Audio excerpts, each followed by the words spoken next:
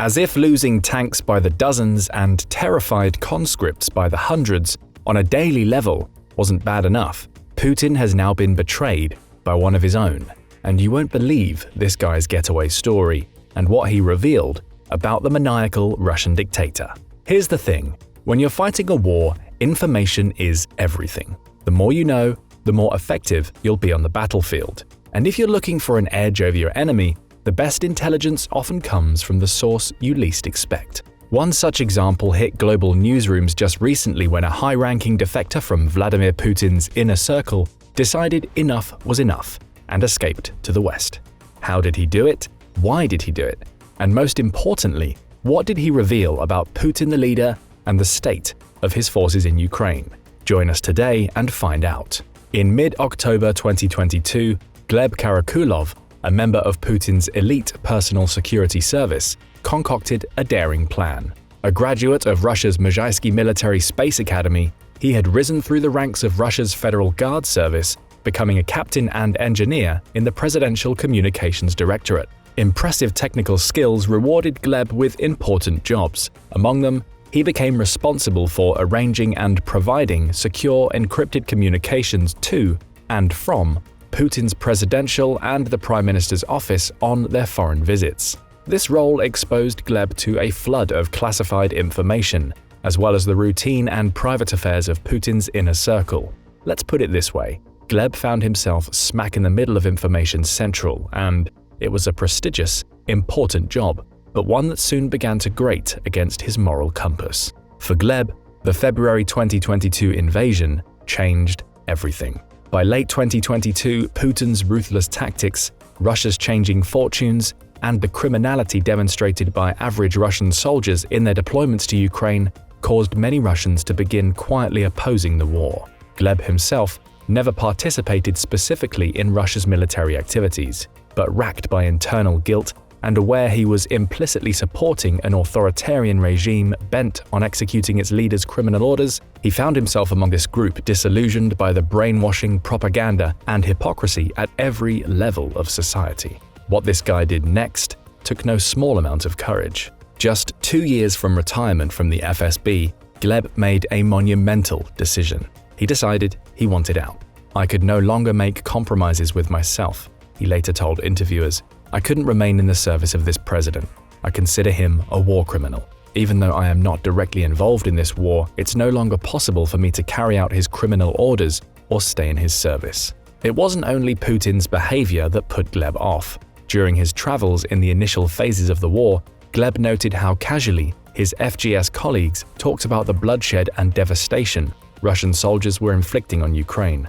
According to Gleb, they would savor every detail of what was happening in the war, even taking pleasure in these discussions.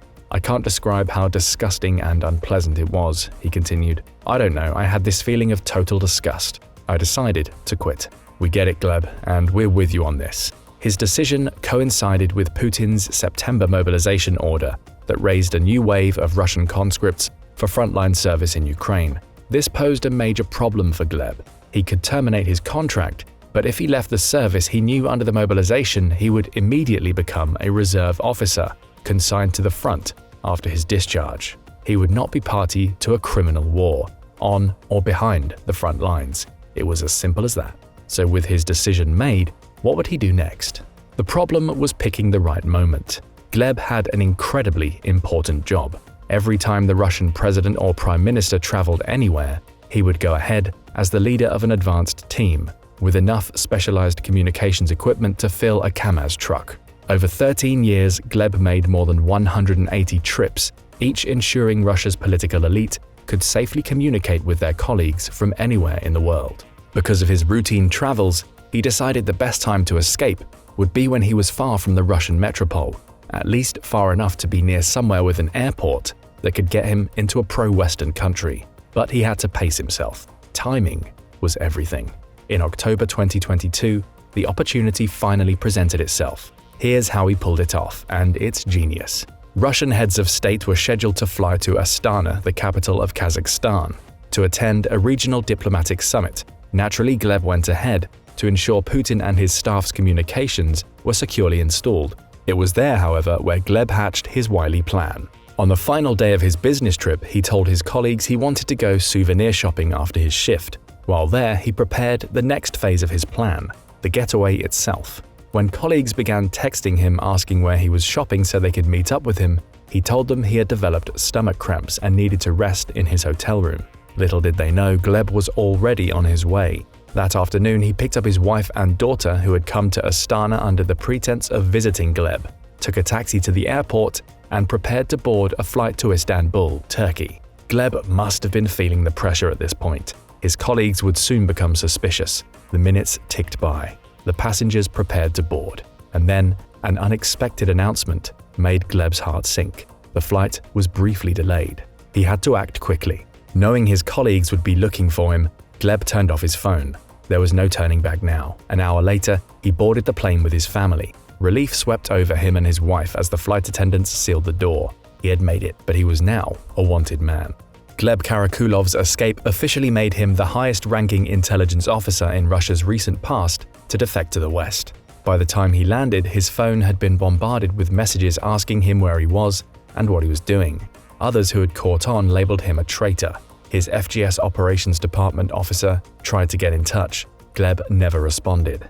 In Istanbul, Gleb and his family were met by Katya Hakim, a member of the Dossier Center, a London-based group funded by Russian opposition figure Mikhail Khodorkovsky. The Dossier Center transported Gleb to a secure flat in an undisclosed location and began to meet with him in person. He agreed to give an exclusive interview before going public. Gleb was clear on his rationale for giving such a high-profile interview so soon after his escape. Russia's illegal invasion and occupation of Ukraine has thus far divided Russian officials, politicians, and elites, but until now, few have had the courage or audacity to publicly condemn Putin's actions. Gleb told his interviewers he wanted to speak out to express his opposition to the war in Ukraine. Above all, he wanted to tell his Federal Guard colleagues and all Russian citizens to do something, that they should not believe the war has anything to do with Ukrainian aggression. So what did Gleb say? Ironically, the biggest and most oft-repeated observation from the interview came as the least surprising. Since the start of the war in Ukraine, Putin's paranoia has gone into overdrive. Putin is pathologically afraid for his life. He spends most of his time at his residences, reinforced safe houses the media has aptly labeled bunkers. This is hardly shocking. Self-preservation is priority number one in every dictator's handbook. But Putin seems to take it to another level, leading an isolated, cocooned existence cut off from reality. Putin does not use a mobile phone. At least, Gleb had never once seen him with one in all his years of service. And why would he? Mobile phones can be hacked, bugged, or compromised, an unnecessary security risk for heads of state. Gleb said that contrary to Putin, whenever the Russian Prime Minister goes on business trips, a senior aide in charge of internet access will accompany them, using a laptop with secure access to look things up as necessary. Putin requires nothing of the sort. What's the point of the internet for Putin? Gleb remarked. He only receives information from his closest circle, which means that he lives in an information vacuum. This is worth exploring more. In his self-incurred isolation, the Russian president essentially gets his information from three sources. 1. His inner circle. Yes men who tell him everything he wants to hear. 2. Authorized reports from his military intelligence and security services. And 3. Yes, you guessed it, Russian propaganda. Putin insists on having a Russian TV everywhere he goes, and this is significant. He loves watching his own sensationalized propaganda espoused by raging pundits who exaggerate the nobility of Putin's war and minimize its global repercussions. We all know someone like this. People who spend so much time in their own echo chambers they become convinced they are the only ones who can see the world as it really is. The irony is that the more they feed themselves information from one side, the more unbalanced their perspective becomes. Putin takes this to the extreme. We shouldn't be surprised, but it has been said that many of the reports he reads from his intelligence services are extremely flawed.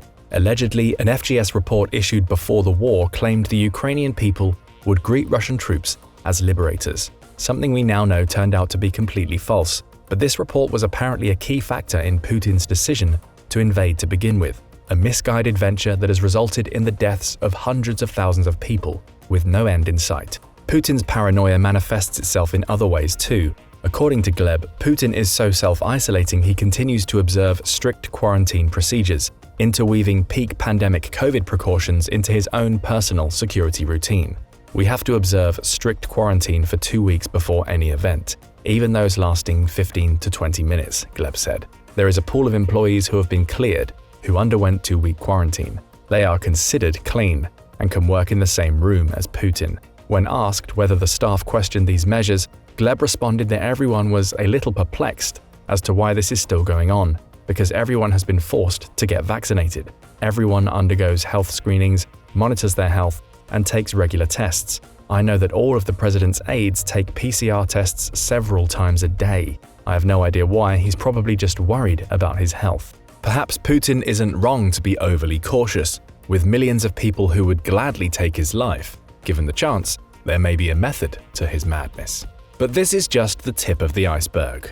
Putin's paranoia manifests itself not only in his behavior and his relationships, but in the places he occupies and the vehicles that move him from one place to the next. Having had to install encrypted communications on a range of non-stationary facilities ranging from planes, helicopters, trains, and yachts, Gleb noted that Putin has contingency plans in place for almost every conceivable situation. One of Putin's preferred modes of transport of late is a specialized armored train, which Gleb noted appeared on his FGS schedule sometime between 2014 and 2015. The train is unremarkable at first glance, bearing the same appearance as an ordinary train, the same as all the other Russian railway trains, he said, grey with a red stripe. The front of Putin's train is what distinguishes it from any other. Its 2-engine cars constitute the main armored element, bulkier and beefier than traditional engines. These contain encrypted communication systems and armored plating. Putin frequently uses the train for travel, but it enables him to hide in plain sight. Planes show up on certain services and networks, whereas a train, how many of these grey trains are there? Most importantly, they cannot be tracked on any information resource. It's done for stealth purposes. Between August and September 2021, Putin began using his train far more regularly. The FGS guards had to be quarantined for 2 weeks prior to any journey. Putin's background as a KGB agent certainly informs his paranoia playbook. For example, he has a unique way of staving off eavesdroppers and bugs when he travels abroad. He takes a soundproof telephone booth with him everywhere he goes, ensuring he can speak with complete confidentiality. When asked about the booth, Gleb said it is bulky. It's a cube about 2.5 meters high. Inside there is a workstation and a telephone, which one can use to talk without fear of those conversations being overheard or read by foreign intelligence. On top of this, like any head of state, Putin has contingency plans in place in case an attempt is made on his life. Gleb said that on a visit to Kazakhstan, he and his team rigged up a communications array in a bunker under the Russian embassy as an added precaution.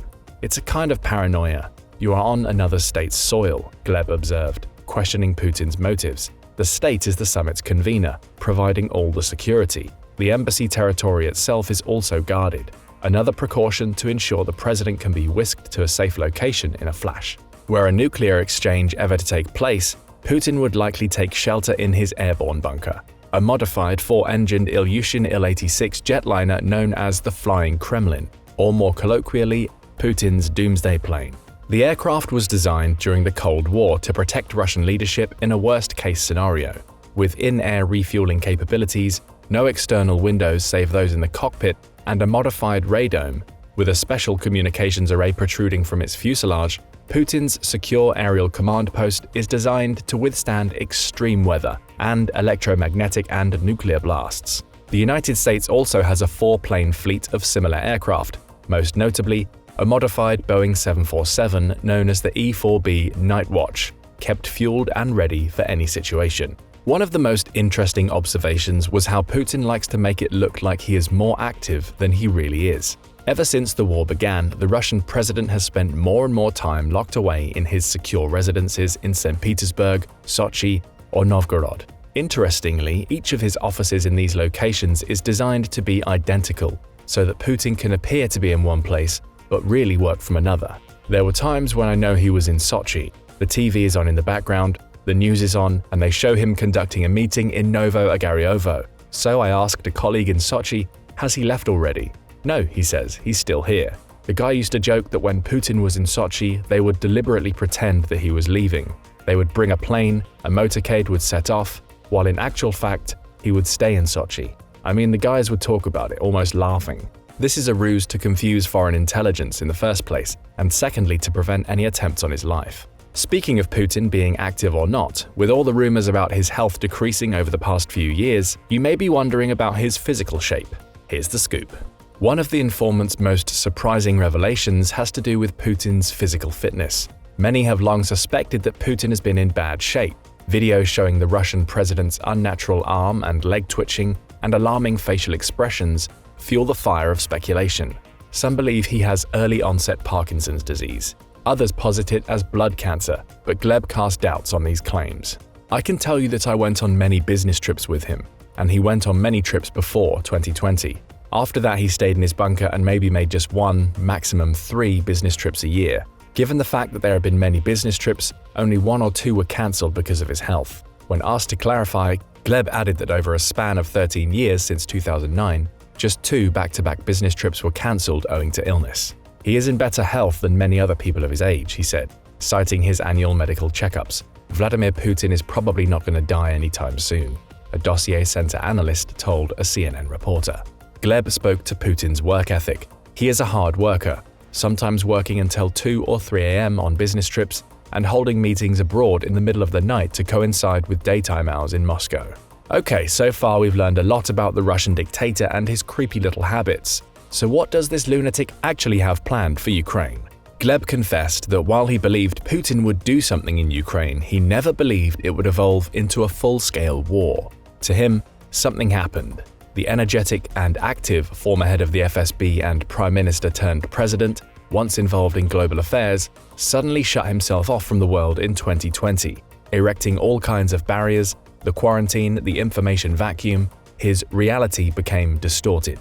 A sane person in the 21st century who looks objectively at everything happening in the world, let alone who can predict developments, at least in the medium term, would not have allowed this war to happen, Gleb claims. His dismay that nearly all of his FGS colleagues maintained unwavering support for Putin as the war escalated is palpable in his interview. To him, average Russians will struggle to separate fact from fiction as long as they stay glued to their Russian state TVs. His own wife, he said, would never have understood how information was distorted had he not told her how different things were in reality. I don't want to think about it, but if I hadn't been an officer in the FGS, I'm horrified to admit that I might have been a Z-Patriot or whatever they're called, because I'd be watching TV. The excessive spending to preserve one man's lavish lifestyle, private luxury getaways for oligarchs and friends of Putin's, the chronic misuse of Russian taxpayer money, it all started to get to Gleb. He devoted the final part of his exclusive interview to his FGS colleagues. He exhorted them to recognize their privileged position, to see things as they really were, and speak out against Putin's war. How many nameless victims of this war are there? How many of them are children? How many more such victims are required before you stop putting up with it? What is happening now in Ukraine, all this destruction, this war of aggression, terrorism, and genocide of all Ukrainian people, all this is a criminal offense. Our president has become a war criminal. You have to stop following these criminal orders. But the most important motive for him remains his family. I consider it my goal that my child does not know these horrors of war, so that the state, which interferes in every possible way in the upbringing of children, does not touch her, so that she can grow up in a calm environment and will be able to grow up as a person and realize herself. It is a dignified, noble, and honorable cause. We hope that in time Gleb's decision to defect will be vindicated in Ukraine's assured sovereignty and the end of Putin's war as we know it. But what do you think? Will Putin's madness eventually cause him to self-destruct, or will it continue to aid him in his maniacal conquering plans? Let us know in the comments, and don't forget to subscribe for more military analysis from military experts. Russia recently lost the biggest tank battle of the entire war in Ukraine.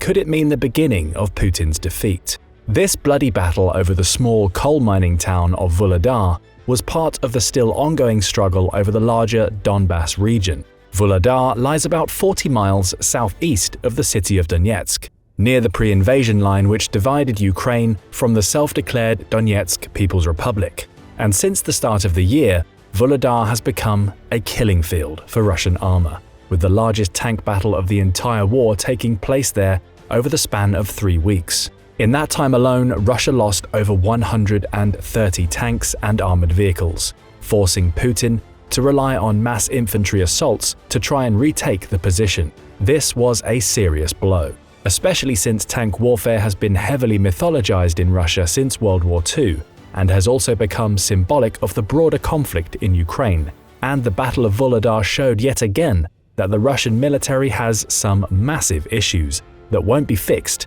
anytime soon. Volodar. Even the name itself has got a kind of Lord of the Rings dark and creepy ring to it, and with good reason. Here's why. While Volodar has been the site of small clashes and shelling since the start of the invasion, the main battle for the town began on January 24, 2023. That night, Russia began launching assaults on Ukrainian positions, which would quickly turn into a devastating 3-week siege demonstrating Russian failures. At that point, Ukraine was still waiting for sophisticated Western tanks, like the US Abrams and German Leopard 2, to arrive. Russia's replacement armor showed up earlier, but during its first deployment in Volodar, it got absolutely decimated. Without superior firepower this time round, Ukrainians were forced to rely once again on strategy and tactics. Much of the 3 weeks took on the same pattern: pitched tank battles along dirt roads and tree lines, with Russians trying to thrust forward in columns and Ukrainians firing on them from hidden defensive positions. If this sounds familiar, it might be because Russia took the same terrible approach when trying to take Kyiv last year, costing them hundreds of tanks. Clearly, Russian commanders didn't learn much from that catastrophe and made exactly the same mistake this time around, advancing their unprotected tank columns into ambushes. So how did this latest embarrassment for Putin play out?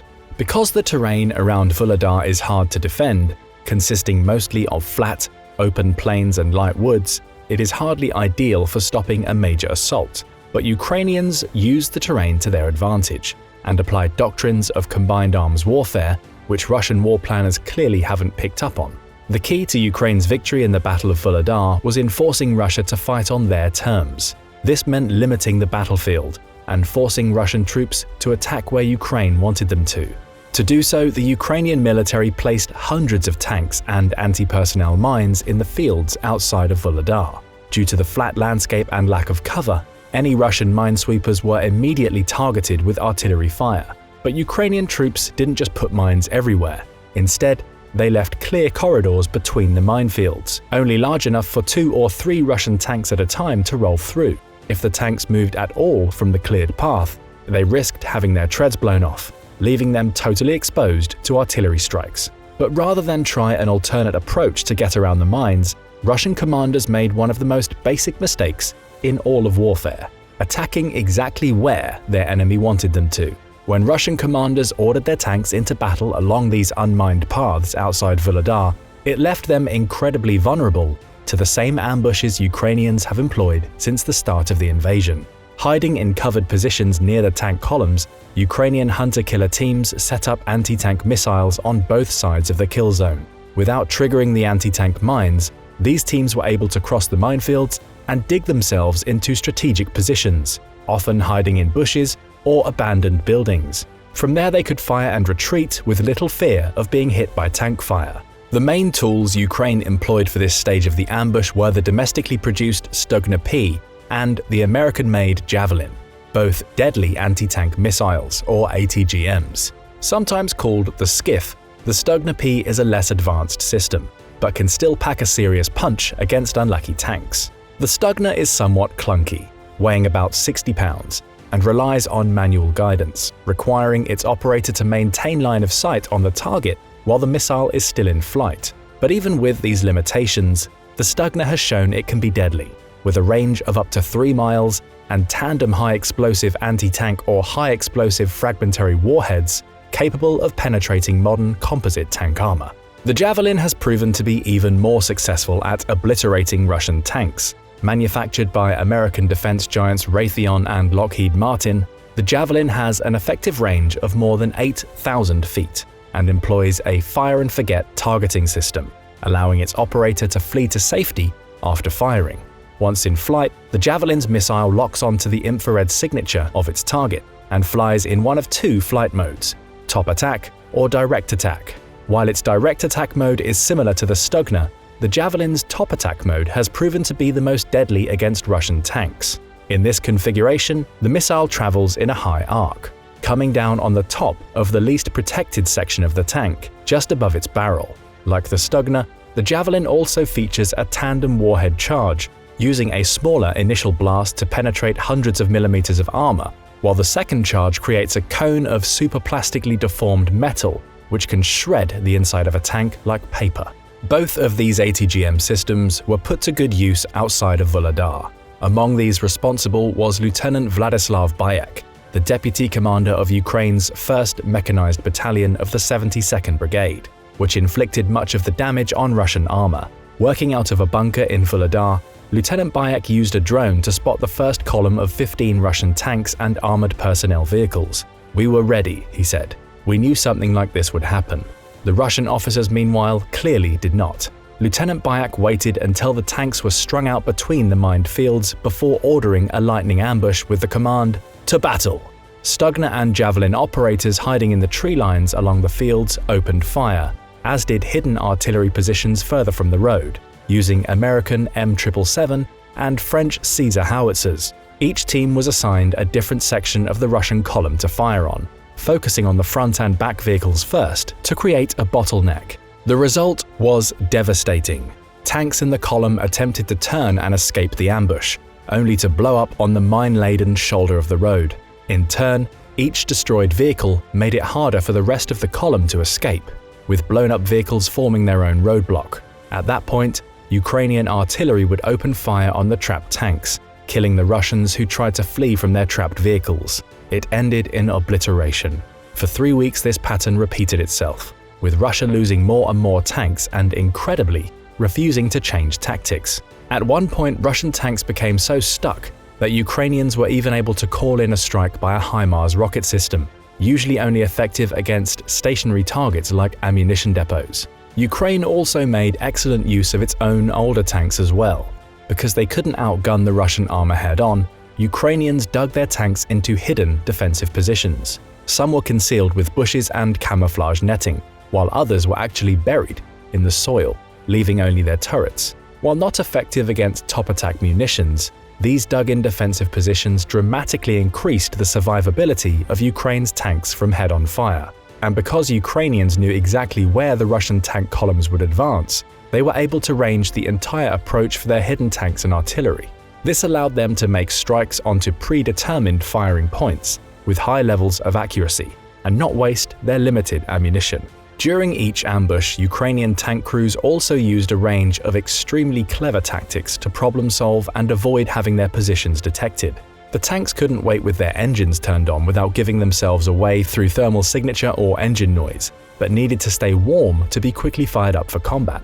So Ukrainians placed kerosene-burning heaters next to their engines to keep the tanks ready to go on a moment's notice. Similarly, their hidden positions meant that many Ukrainian tank crews did not have a line of sight to their targets, so they improvised by using drone operators to sight in their attacks. This also added an extra level of confusion for the already bewildered Russian forces, as their front lines were pummeled with unseen tank fire.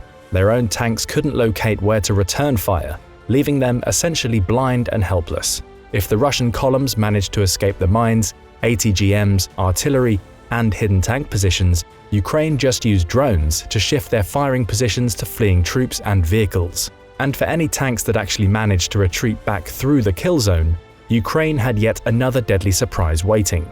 In one of its recent shipments of military aid, the United States supplied Ukraine with up to 10,000 specially modified 155mm artillery shells, each filled with 9 individual anti-tank mines and a magnetic detonator.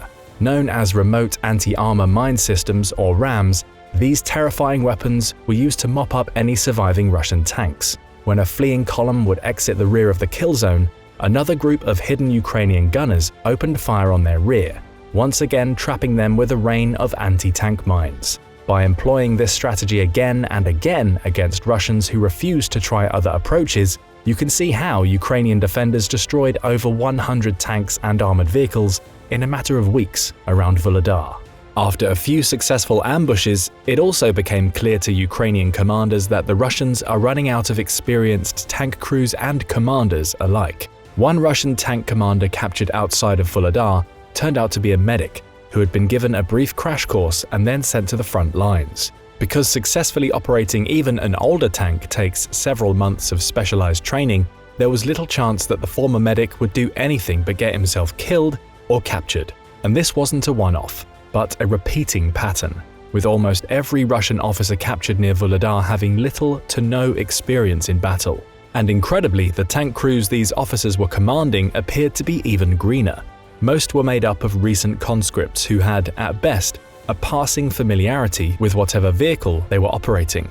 This astonishing lack of qualified personnel, while far from surprising, is yet another sign that the Russian war effort is falling apart. Russia lost nearly all of its experienced tank crews during the spring of 2022, during the disastrous assault on Kyiv. The limited number who survived those early ambushes were sent back to the east of the country as Putin limited his war effort. But those survivors were once again decimated during the wildly successful Ukrainian counteroffensive last fall. During that period, the most elite of Russia's remaining tank units, the 1st Guards Tank Army, was nearly destroyed outside the northern city of Liman. This was the best trained and equipped Russian tank force operating in Ukraine and was supposed to easily hold captured territory. Considering that even this elite unit was not up to the task, it's no surprise that the green Russian troops sent to Vuhledar have fared so badly.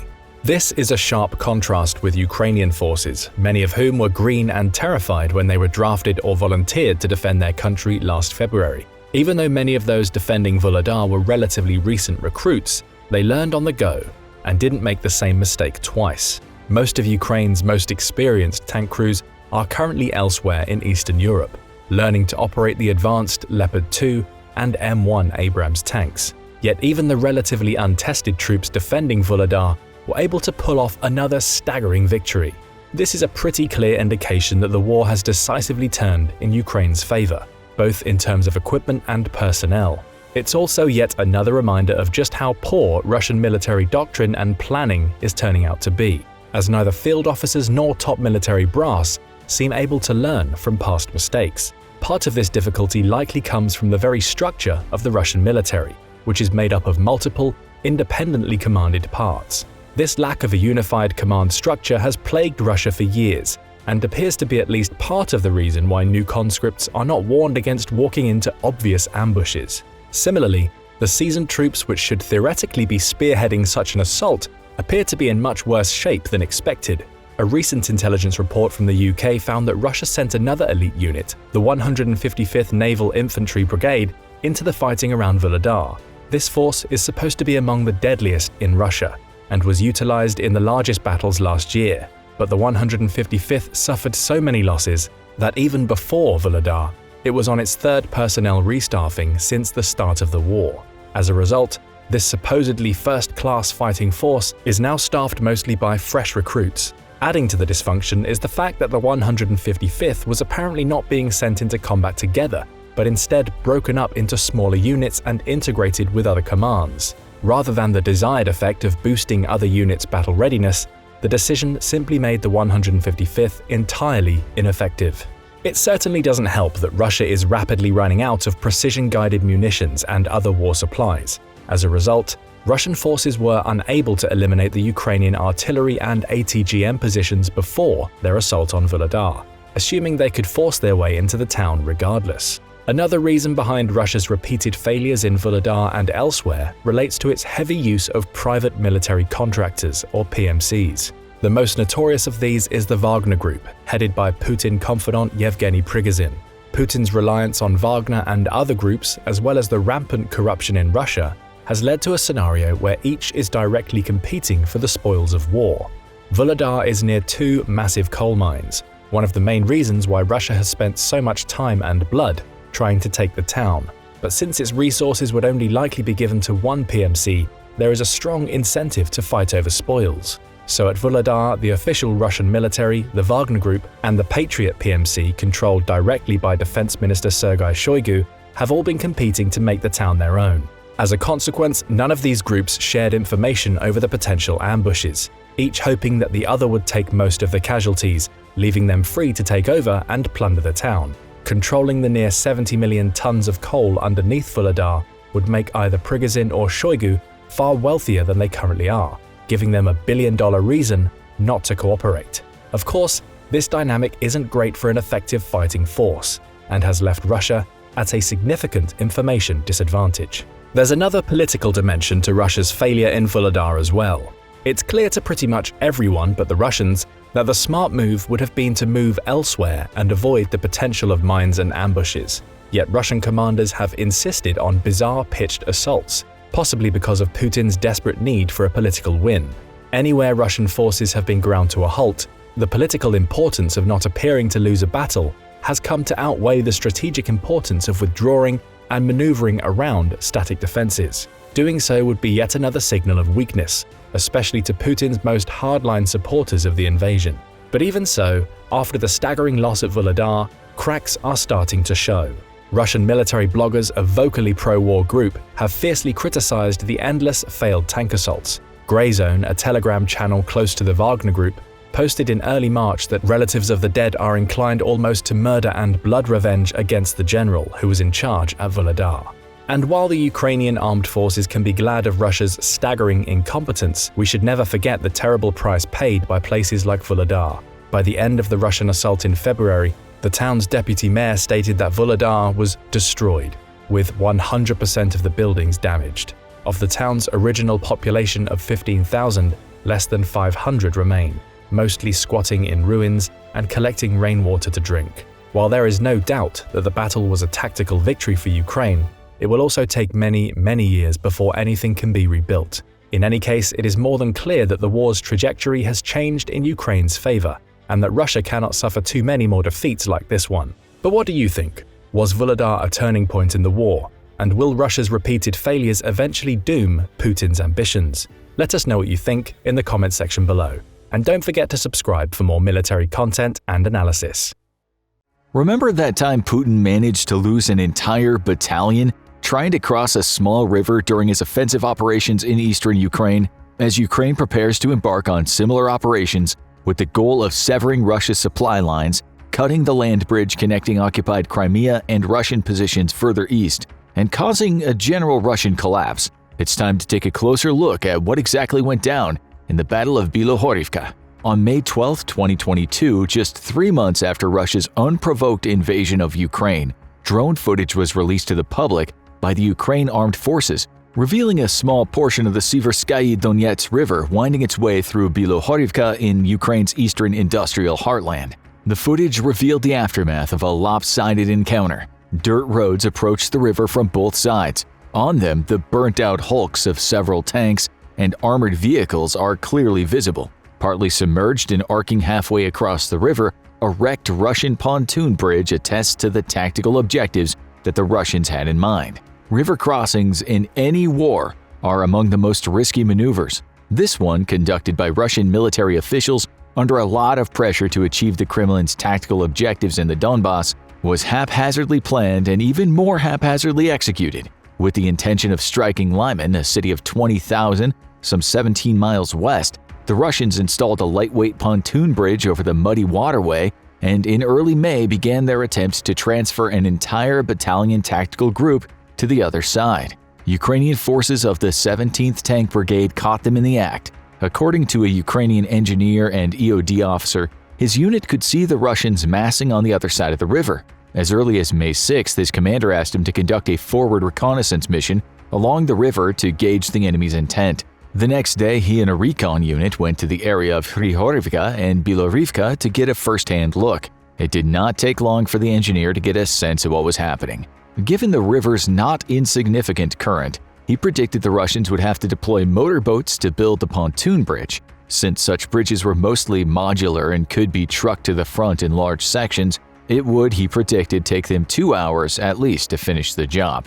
After a day of watching, he notified the unit watching the river to listen for motorboats and report back as soon as they heard them.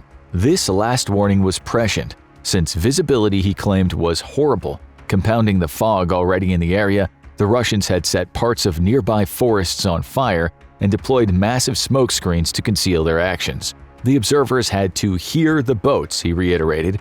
Then the Ukrainians would know it was on. Observations in hand, the engineer returned and reported his findings to his superiors. On the morning of May 8th, they heard the boats. Like clockwork, they sent up a drone. True to the engineer's word, the Russians were building the pontoon bridge right where the Ukrainians had predicted it would be. Reports shot back to the nearby Ukrainian command headquarters. They could not see Russian infantry, but they could make out the bridge being constructed. Coordinates were relayed to Ukrainian artillery batteries. The guns were trained on that small crossing. By then, the Russians had built 7 of the 8 bridge sections and started the slow process of moving men and material across the river. And then the shelling began. It had only taken 20 minutes from the first warning to the order to open fire. Aided by drone surveillance and forward observers, heavy Ukrainian artillery batteries unleashed a hellacious salvo, which caught the Russians entirely by surprise. "I was still in the area," the engineer remarked after the engagement, "and I have never seen or heard such heavy combat in my life." The shelling sparked pandemonium and terror. Direct hits on leading vehicles at the water's edge caused others to reverse up the river's muddy banks. Further hits on escaping vehicles boxed in the rest. The east bank of the river was torn apart by exploding munitions. Fleeing Russian soldiers abandoned the pontoon bridge. One section destroyed outright, the other left intact. Allegedly 30 to 50 vehicles became trapped on the Ukrainian side with no way to get back across. They certainly tried using bits of broken bridge to try to float back. It was all to no avail, and then they tried to arrange a new bridge to be built. The Russian high command could not deliver. That's when the Ukrainian aircraft showed up on the scene. They concentrated even more firepower on the shattered bridgehead, while the artillery continued churning water, mud, blood, and body parts up and down the shoreline. The result was devastating. By May 10th, photos of the disaster started to emerge online. More than 70 vehicles, including 6 dozen tanks and other armored vehicles, the bridge itself, all disabled or destroyed in a matter of hours. The best estimates were that more than 1,000 troops perished in the maelstrom of artillery and air-delivered destruction. That is equivalent to an entire battalion tactical group wiped off the earth faster than they could say "Spasiba, Comrade Putin." There were 4 other attempted crossings at Bilorivka alone, all of which were promptly destroyed by the Ukrainian armed forces leading up to May 13th. On that day, the last remaining Russian troops in the area finally fled back to their side of the river, officially ending the Russian thrust on Liman. Offensive operations can be disastrously costly, remember? Just ask the Russians. Now, there's another takeaway from this analysis that we should bear in mind as we contemplate the outcomes of the ongoing Ukrainian counteroffensive. It is this: you can't stop your analysis with one bad tactical engagement. The devastating loss of an entire battalion barely impacted the overall weight of the Russian offensive in the Donbass that spring. Even though the Russians failed to get to Bilorivka from the north in their crossings, adjacent forces were able to concentrate on Liman from the east and Bilorivka from the south and east. A month later, they successfully occupied Severodonetsk and Lysychansk. Ukrainian defenders tried to hold the line but ultimately failed. By July 3rd, Lysychansk capitulated, and the entire Ukrainian front collapsed under the weight of Russian pressure aggregating from the east. Ukraine had no choice but to retreat and reform behind a new defensive line around the city of Siversk, and thus ended the First Battle of Bilorivka. The result? Russia claimed the control of the entire Luhansk Oblast, achieving their overall objective. But the story didn't end there. There are 3 levels to war: the tactical level, the operational level, and the strategic level. Students of military history are often quick to confuse tactical virtuosity with military genius. He who wins a key battle is often the one we remember most. The operational level is where battles get strung together into campaigns, and it is here where the Russians seem to have finally overwhelmed their Ukrainian enemy in the case we've just discussed. The Ukrainians were able to deliver a stunning victory along the Siverskaya Donets River, obliterating an entire Russian battalion. But the Russians were able to exert pressure elsewhere, causing the significance of this isolated engagement to dim in the overall operational picture. If you stop your analysis at the operational level, however, you still miss out on arguably the most important level, the strategic one, where states deploy all the means at their disposal, be they political, economic, military, and financial, to achieve clearly discernible aims and objectives. Continuing the story after the fall of the Luhansk Oblast, Ukraine reevaluated its position during a crucial operational pause. Russia seemed set on shifting its focus to the Donetsk Oblast, where it had fought for 8 years already. It was intent on controlling Bakhmut and its surroundings, a city whose name would become synonymous with attrition in the months to come as the site of appalling bloodshed and devastation. In the interim, Ukraine knew it had the breathing space to conduct a much-needed mobilization that summer, something it did as it received new injections of Western military equipment and training. Strategically, this was a crucial period. Somehow content with their operational gains despite having presided over a string of embarrassing failures given their starting point in February 2022, the Russian High Command decided to send significant amounts of its forces on leave to recuperate and rest. This enabled the Ukrainians to blunt ongoing Western Russian advances at little cost. From July onward, only positional and trench battles took place on the Siversk-Bilorivka route. If you've been paying attention, you know that Ukraine, between July and September, was cooking up a special surprise for Putin's special military operation. By applying pressure elsewhere, the Ukrainians were able to liberate adjacent cities, which unblocked their approach to Bilorivka. As part of the stunning early September counteroffensive, they managed to retake Bilorivka from Russian control and set up a defensive line outside the city. The city was targeted by Russian artillery and, like so many cities around it in Luhansk Oblast, was completely razed to the ground. Over the ensuing months, Bilorivka remained the site of heavy fighting as the war of maneuver ground to a halt. Ukraine liberated Kharkiv and was soon to liberate Kherson in the south. Meanwhile, Ukrainian forces managed to hold on outside the line at Bilorivka, repulsing heavy Russian assaults through October. Strategically, holding in Bilorivka was part of a broader intention of maneuvering elsewhere. For the Ukrainians, it worked. For the Russians, they became hyper-focused on reclaiming lost territory in this single eastern region.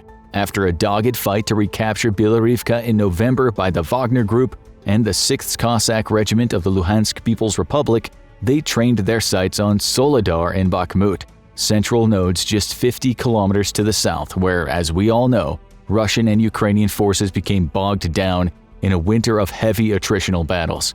Launching their own offensive in February, Russia poured its forces back into the meat grinder to reclaim lost territory during the Kharkiv counteroffensive. Most of these actions occurred south of Kreminna and in and around Bilorivka and down through Bakhmut. It took consistent and, to Western eyes, suicidal frontal Russian attacks to make minimal progress. The Russians sustained catastrophically high losses during this bloodletting period, and while the Ukrainians suffered severe losses as well, they have kept their eyes on the wider strategic prize, preparing for the current offensive all the while. So how will Ukraine's counteroffensive unfold? According to Dr. Jack Watling, Senior Research Fellow at London's Royal United Services Institute, Ukraine has to accomplish 3 things for their offensive to succeed. First, they will do what they have been doing for some time now: engage in counter-battery missions and artillery duels with the enemy. Using Gimlers and Storm Shadow missiles, they will target Russian command and control posts and munition stockpiles in an aim to cripple the Russians' ability to organize and counteract the next phase of the Ukrainian operations. There are indications that this is already bearing fruit. At the time of this writing, a HIMARS strike killed hundreds of Russian soldiers while waiting for a commander to deliver a motivational speech near Kreminna, confirmed by several Russian military bloggers shortly after a face-to-face meeting with President Vladimir Putin to discuss the war in Ukraine. Apparently, the goal of this meeting was to assuage widespread discontent in the Russian information space about recent attacks in the Belgorod region, drone strikes inside Russian territory, and border security in general. And within hours, they caught wind of the HIMARS strike. One prominent blogger, Starsh Eddy, fumed on Telegram in the aftermath of the episode. If by the middle of the second year of the war there are commanders who gather personnel in one big pile and then wait for the enemy artillery to strike, then such commanders should be shot, he complained. Near Kreminna, a tragic accident occurred in one of the divisions that were about to go on the offensive. For 2 hours, people stood in a crowd in one place and waited for their division commander to say his motivating words. But instead of him, the HIMARS and enemy artillery had their say. Along with these types of precision strikes, Ukraine will try to do the next step: get Russia to commit its third-line reserves into frontline positions that are currently being probed and assaulted by the leading Ukrainian units. Only by pressuring the Russians broadly across the entire front and getting Russian reserves into the battle can they see the weakest points, those ripe for penetration. This will also dampen Russia's ability to scramble its reserve forces to the point Ukraine ultimately chooses. Finally, with this achieved, Ukraine will have to successfully breach the first line of Russian defenses in depth. Once this has happened, Ukraine will choose to commit its forces. Offensive operations will then enter a decisive phase. From then on, there are only two outcomes: success or failure. The offensive is still not close to reaching its decisive phase. Some experts predict that it might take up to 2 months for that to happen. There are some indications that Ukrainians have successfully breached certain forward Russian defensive positions in isolated areas, but the hard part still lies ahead. But what do you think? Will Ukraine's counteroffensive be successful? Let us know in the comments, and don't forget to subscribe for more military analysis from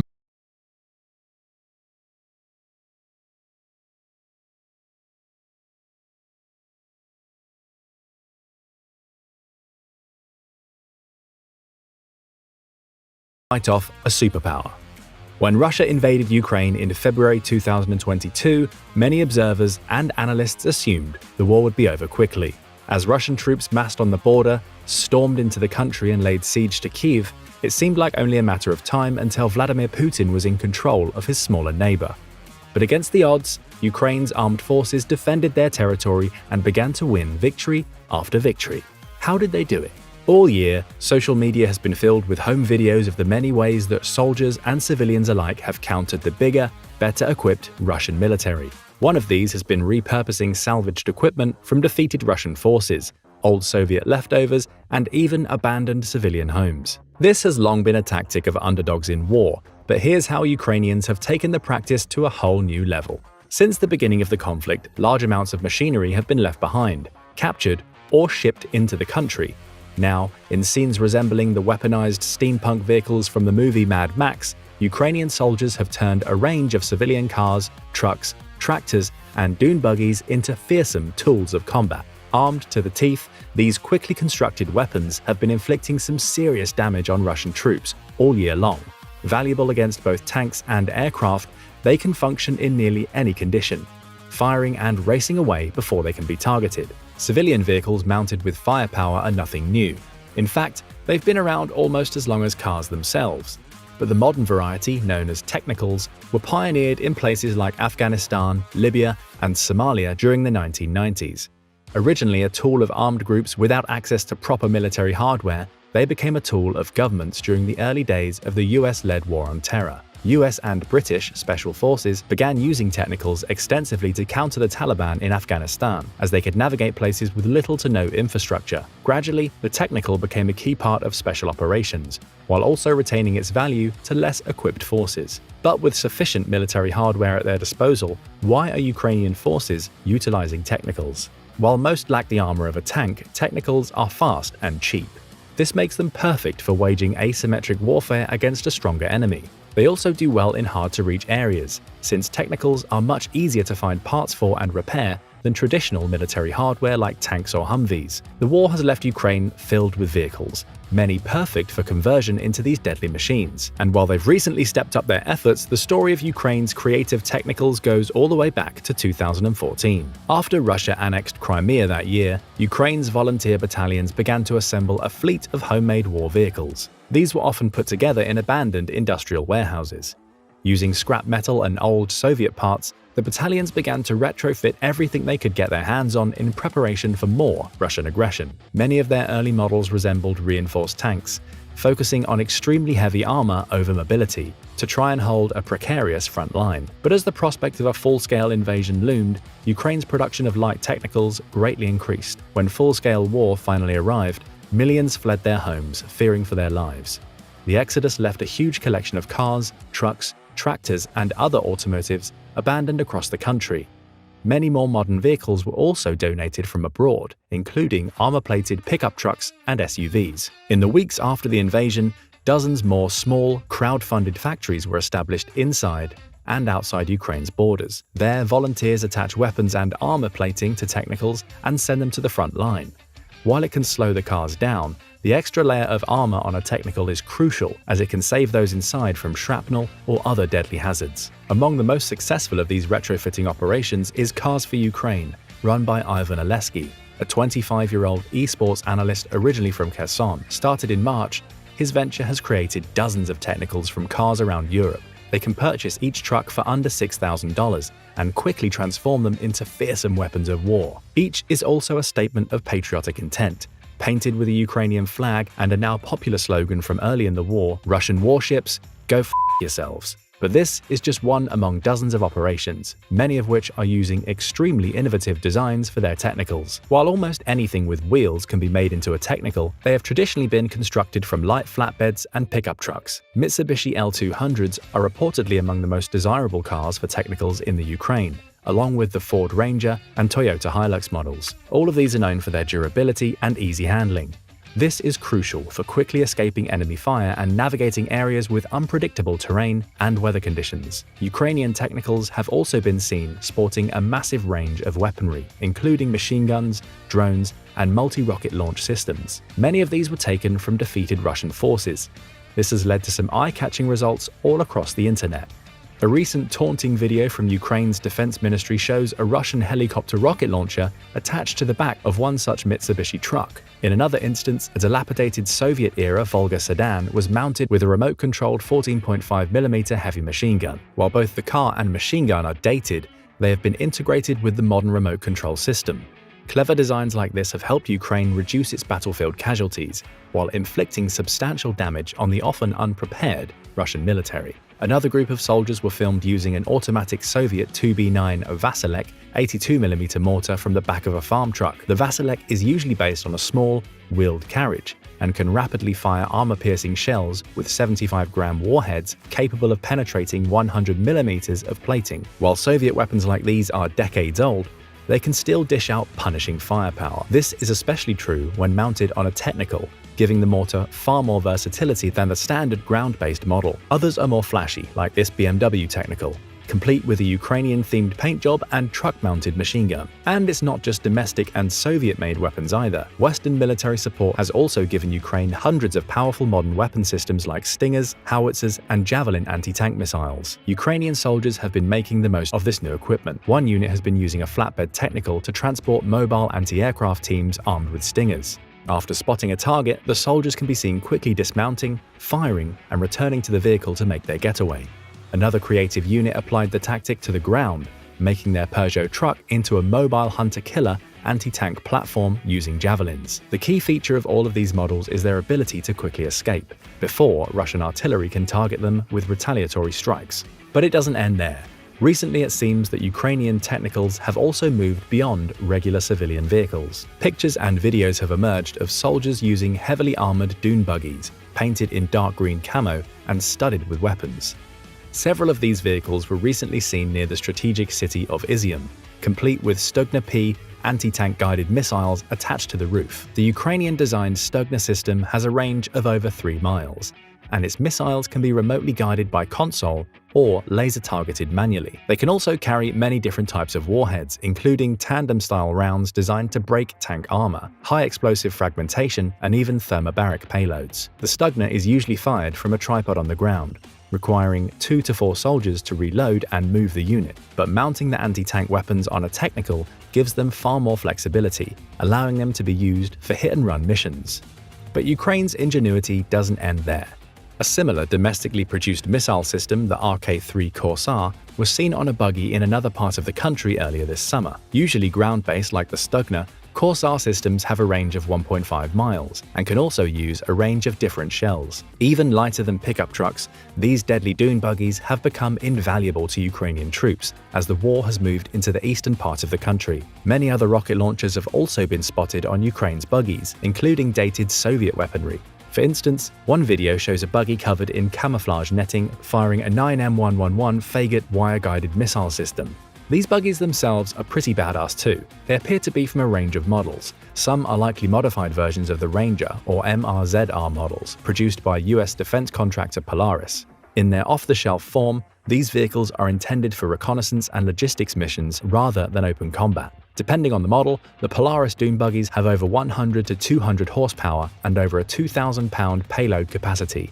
Despite being very light and maneuverable, they also have an extremely durable chassis and strong suspension, making them ideal for navigating difficult areas. But Ukrainians also appear to have reinforced theirs with body armor and camouflage for extra protection against Russian fire. Other Ukrainian buggies have been far more homemade. One, captured in a photograph by the Associated Press, was constructed from a Peugeot 307 coupe convertible and with the doors and windows removed. While not a tactical vehicle like the Polaris buggies, the Peugeot 307 is still fast, able to go from 0 to 60 in 8 to 10 seconds. Speed is crucial for Ukraine's technicals, especially for the country's rapid counteroffensives in recent months. The buggy hosting the Corsair missile system is yet another model.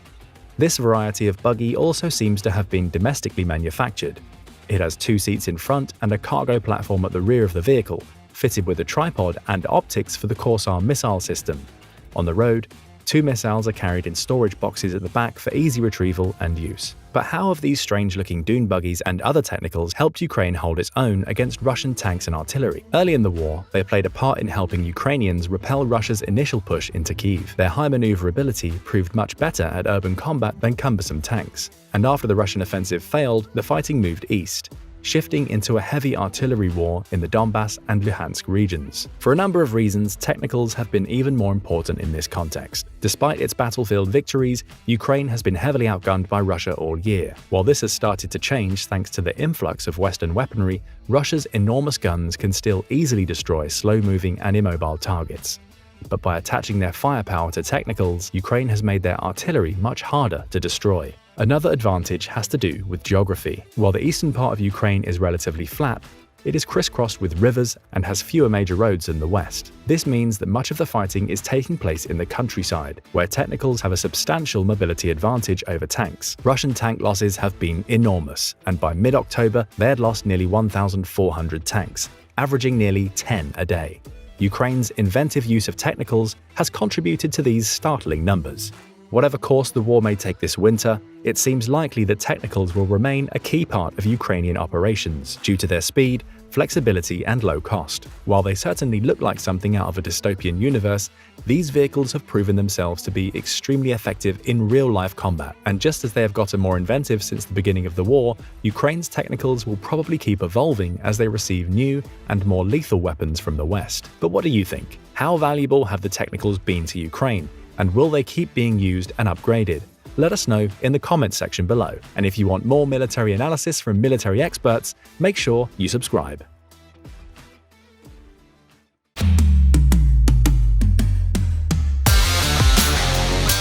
Trying to defend yourself in a war against Russia is no joke. In its efforts to defend itself against Putin's aggressive invasion, Ukraine has needed all the help it can get. Here's how a shipment of US Vietnam War weapons could help Ukraine turn the tide against Russia's military. After Russia invaded its smaller neighbor in February, the United States offered to evacuate Ukrainian President Volodymyr Zelensky from the capital. But in a now famous statement of his resolve, Zelensky responded that the fight is here. I need ammunition, not a ride. And soon Western countries were happy to grant his wish. In the months since the war began, the US, NATO, and others have supplied Ukraine with an enormous amount of military aid. In fact, the United States alone has contributed over $18.6 billion since February.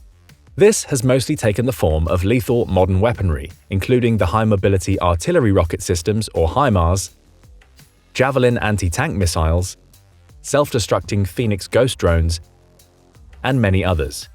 Weapons like these stopped the invasion in its tracks and have helped Ukraine successfully fight back Russian troops all year. As the war transitioned from urban combat to a devastating artillery slugfest in the east of the country, obtaining new firepower has become a major factor in success or defeat. Accordingly, in the past few months, Western assistance to Ukraine has stepped up again. It has started to allow Ukrainian troops to achieve artillery superiority over Russia, driving them out of major cities like Kherson. Ukraine is now firing as many artillery shells as Russia, while satellite-guided targeting is making their strikes longer range and more precise. But modern weaponry isn't the only technology making an appearance on the battlefield. Recently, the US has once again expanded its security assistance to Ukraine. In addition to contemporary weapons, they have made plans to supply Ukraine with upgraded armaments from the era of the Vietnam War. Other NATO countries are expected to follow suit, potentially supplying Ukrainians with a major new source of firepower. While many consider them more fit for a museum, these older weapon systems could still be lethal. They could even help Ukraine counter some of Russia's biggest new threats. But what exactly are these weapons, and how much of an edge will they give Ukraine in the coming months? The main piece of Vietnam-era military hardware currently being delivered to Ukraine are MIM-23 Hawk missile systems. Developed by Raytheon from 1952 onwards, Hawk stands for Homing All the Way Killer, a nod to the missile's guided targeting. A medium to long-range surface-to-air missile, the Hawk was first put into service in 1959. In those days, the US was increasing its involvement in Vietnam, where the Hawk was used extensively.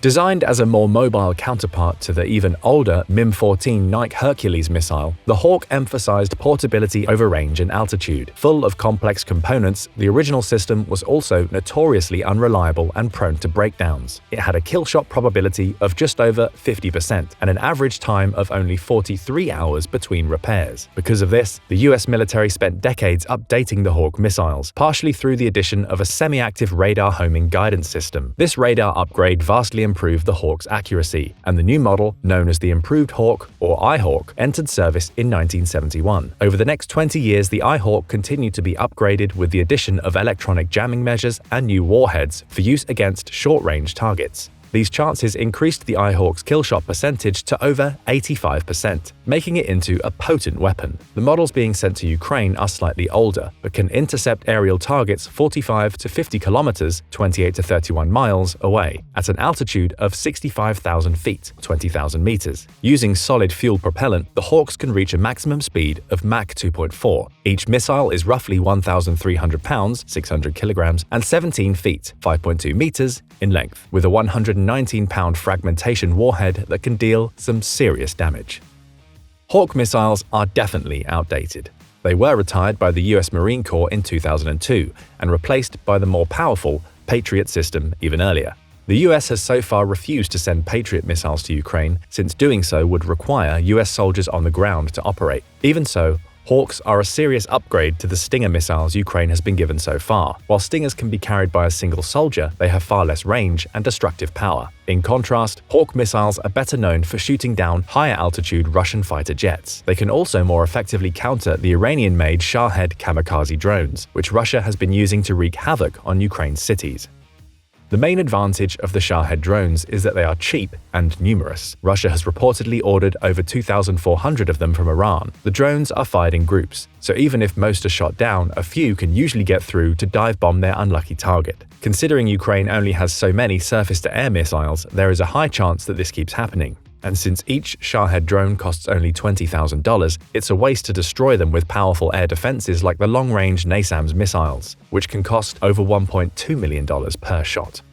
But Hawk missiles could be the perfect solution for countering the threat from kamikaze drones. While not nearly as cheap as Shahed drones, their age does make them inexpensive for missiles, at roughly $250,000 each. And while the US hasn't disclosed how many Hawk missiles it currently has or is sending to Ukraine, there are probably a lot of them. At the peak of their production in the 1980s, the US had over 27,000 Hawk missiles in its inventory. While most of these are less advanced than the later models, they could provide a real boost to Ukrainian firepower. There's just one hitch in this plan: the Hawk launchers. The missiles are transported and fired from rolling M192 launchers, which can be wheeled along the ground with 3 Hawk missiles mounted on the back. The issue? The US might not have any in working condition. Because of their extended time in storage, an American official told Reuters that the country's Hawk launchers are in disrepair. However, one partial solution to this has come from an unlikely source: Spain. The European country announced that it would send 4 of its own Hawk launchers to the Ukraine, to be paired with the refurbished US missiles. Ukraine may also create some homemade solutions, as they've successfully adapted lots of other old-school military technology. The first Hawk missiles will likely be on their way to Ukraine soon, especially since they are being sent through the Presidential Drawdown Authority, or PDA. The PDA is a legal tool allowing the US president to transfer military equipment from storage without congressional approval in emergencies. The Biden administration has already issued the PDA extensively to support Ukraine. Since August 2021, it has ordered 11 drawdowns of military equipment into the country. Congress has been on board as well, increasing the cap of the drawdowns from $100 million to nearly $11 billion for this year. Hawk missiles are just the latest part of this, and despite their age, they could prove to be a valuable piece of military assistance. Ukraine will certainly need all the weaponry it can get hold of, as the conflict doesn't look likely to stop anytime soon, and as it drags on, odd weapons deals like this one could become much more common. Why? Mainly because the war has shaken up the global arms industry, creating sometimes surprising results like the Hawk missiles being sent to Ukraine. It's dramatically increased the demand for weapons by both Russia and Ukraine, but also by surrounding countries worried about more Russian aggression. In another recent example of this, Poland has signed a $5.8 billion defense contract with South Korea, far from one of its usual suppliers of weaponry. The deal includes hundreds of artillery rocket launchers, along with tanks and howitzers that Poland hopes will beef up its deterrence against Russia. And South Korea is just one of a number of countries whose weapons are now in high demand. Iran's choice to begin supplying Russia with drones is also a sign of this, as is Turkey's recent decision to sell similar weapons to Ukraine. Month by month, more countries seem to be getting sucked into the conflict, and since Russia accounts for nearly 20% of the global arms trade, its recent battlefield failures could also cause a steep decline in demand for their products. As this happens, China may also begin to take Russia's place as a major weapons supplier. Many other countries, from India to Bulgaria, are already working to create self-sufficient defense industries, in another sign of geopolitical change. Just like the Hawk missiles heading to Ukraine, these unusual decisions are all a product of the massive disruptions caused by 9 months of war in Europe. And as weapons continue to flood into the country, more unexpected changes will probably keep coming. But what do you think? Will the Hawk missiles give Ukraine the edge it needs to win the war? Will we see more unusual weapons deals in the coming year? Let us know in the comments below. And if you want more military analysis from the military experts, make sure you subscribe. Putin is terrified of F-16s in Ukraine, and he should be. Since basically the beginning of the Russian invasion, Ukraine has been pleading with its Western supporters for advanced fighter jets. For most of the war, the US has been staunchly opposed to giving Ukraine these systems, as they could allow for strikes far behind Russian lines, escalating the conflict. But now officials in Kyiv might be finally getting their wish, in the form of US-made F-16s set to be delivered later this year.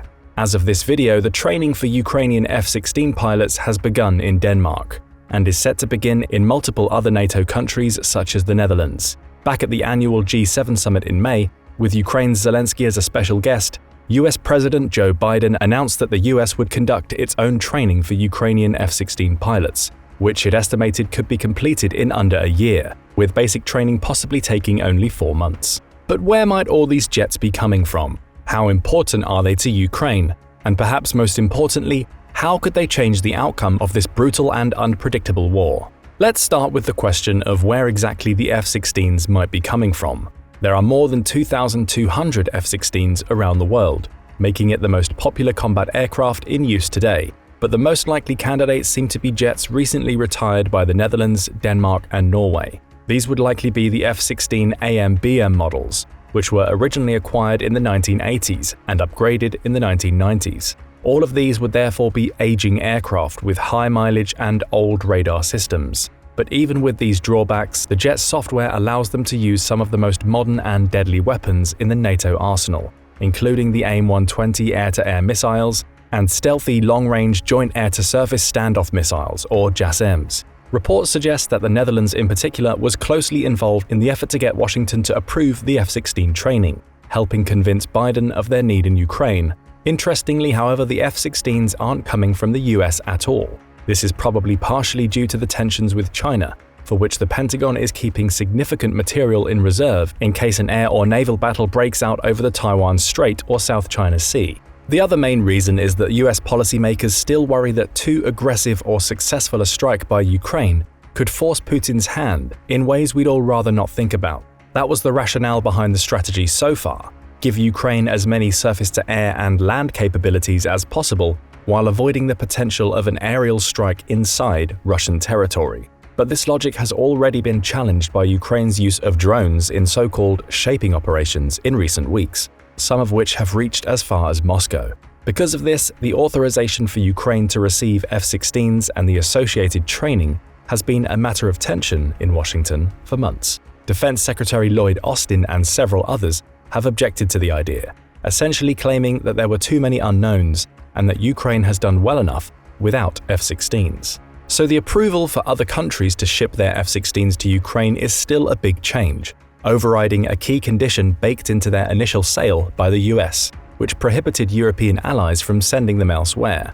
Secretary of State Antony Blinken was apparently one of the driving forces behind the administration's decision, as well as helping to convince European NATO allies to get on board. Yet even so, it's unclear when any of these countries will actually be supplying the F-16s in question.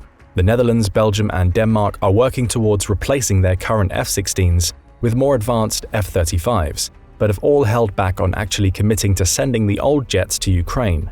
Similarly, the UK has offered to provide flight training, but doesn't actually operate any F-16s itself. While this may start to change once the training is complete, there's currently a lot of hesitation from the West about pushing Putin just a little too far and ending up in some sort of nuclear standoff. Some countries like Belgium also worry about diminishing their own capabilities. Not that Belgium is a likely candidate to be invaded by anyone. Others, like Denmark, have stated that they will reconsider sending F-16s if others are also doing so, but that they won't go it alone. The Netherlands and Norway appear to be similarly torn, while other countries with F-16s not in the process of being phased out are much less likely to join in. In a nutshell, at the moment it's pretty clear that even those countries which have declared support for Ukraine's push for jets either can't or aren't willing to provide significant numbers of them in the short to medium term. Once Ukraine actually gets the aircraft, there's another set of problems it needs to deal with. Specifically, they must be able to operate, maintain, and sustain the F-16s, which is not the easiest task. For instance, a March 2023 study by the Congressional Research Service identified several crucial conditions necessary to successfully field the jets. The biggest concerns it identified concern the supply chain. This means acquiring sufficient spare parts, allocating funding for operations and support, implementing a maintenance inventory system, training maintainers, and acquiring an ongoing supply of weapons with which to arm their F-16s. These tasks are difficult enough for countries in peacetime, with previous experience and a wide base of technical knowledge. For Ukraine, they are likely to be even trickier. Of course, if the course of the war so far is anything to judge by, Ukrainians will continue to figure out inventive solutions to logistical issues facing their military. Russians, on the other hand, have no hope of obtaining advanced fighter jets and are stuck using obsolete human wave tactics while trying to avoid kicking off a civil war in their own country. But even accounting for the staggering incompetence of the Russian military, Ukraine certainly still faces some hurdles obtaining and operating even used F-16s. If they take to the skies without plans to support these aircraft, they will break down quickly and most likely become expensive stationary targets for Russian air-to-surface missiles. This is especially true for the F-16, which can require some 18 hours of maintenance for every hour of flight time. Basically, if they do things right and don't rush it, there's a strong possibility that Ukraine won't even be using the F-16s until the end of 2023. This also suggests that many defense experts believe the war will continue for quite some time, despite the incompetence of the Russian armed forces and short mutiny of the Wagner Group PMC. By greenlighting the transfer of the F-16s, the US is essentially admitting that the war will not stop anytime soon, and that Ukraine will need continual upgrades to its firepower in a long-term war of attrition. If Ukraine can get a handle on the jet's supply and maintenance, that's when the training will really start to become important. Like any complex weapon system, the F-16 was designed to fill a particular set of roles in an existing military structure and support certain doctrines of modern warfare. To get the most out of them, the Ukrainians will need to adopt more of the practices and techniques which the plane's design caters to. Fundamentally, the F-16 was designed to help the US Air Force beat the Russian Air Force in aerial combat. Logic follows that the more the Ukrainians can fly them like the US Air Force would, the better the results will be.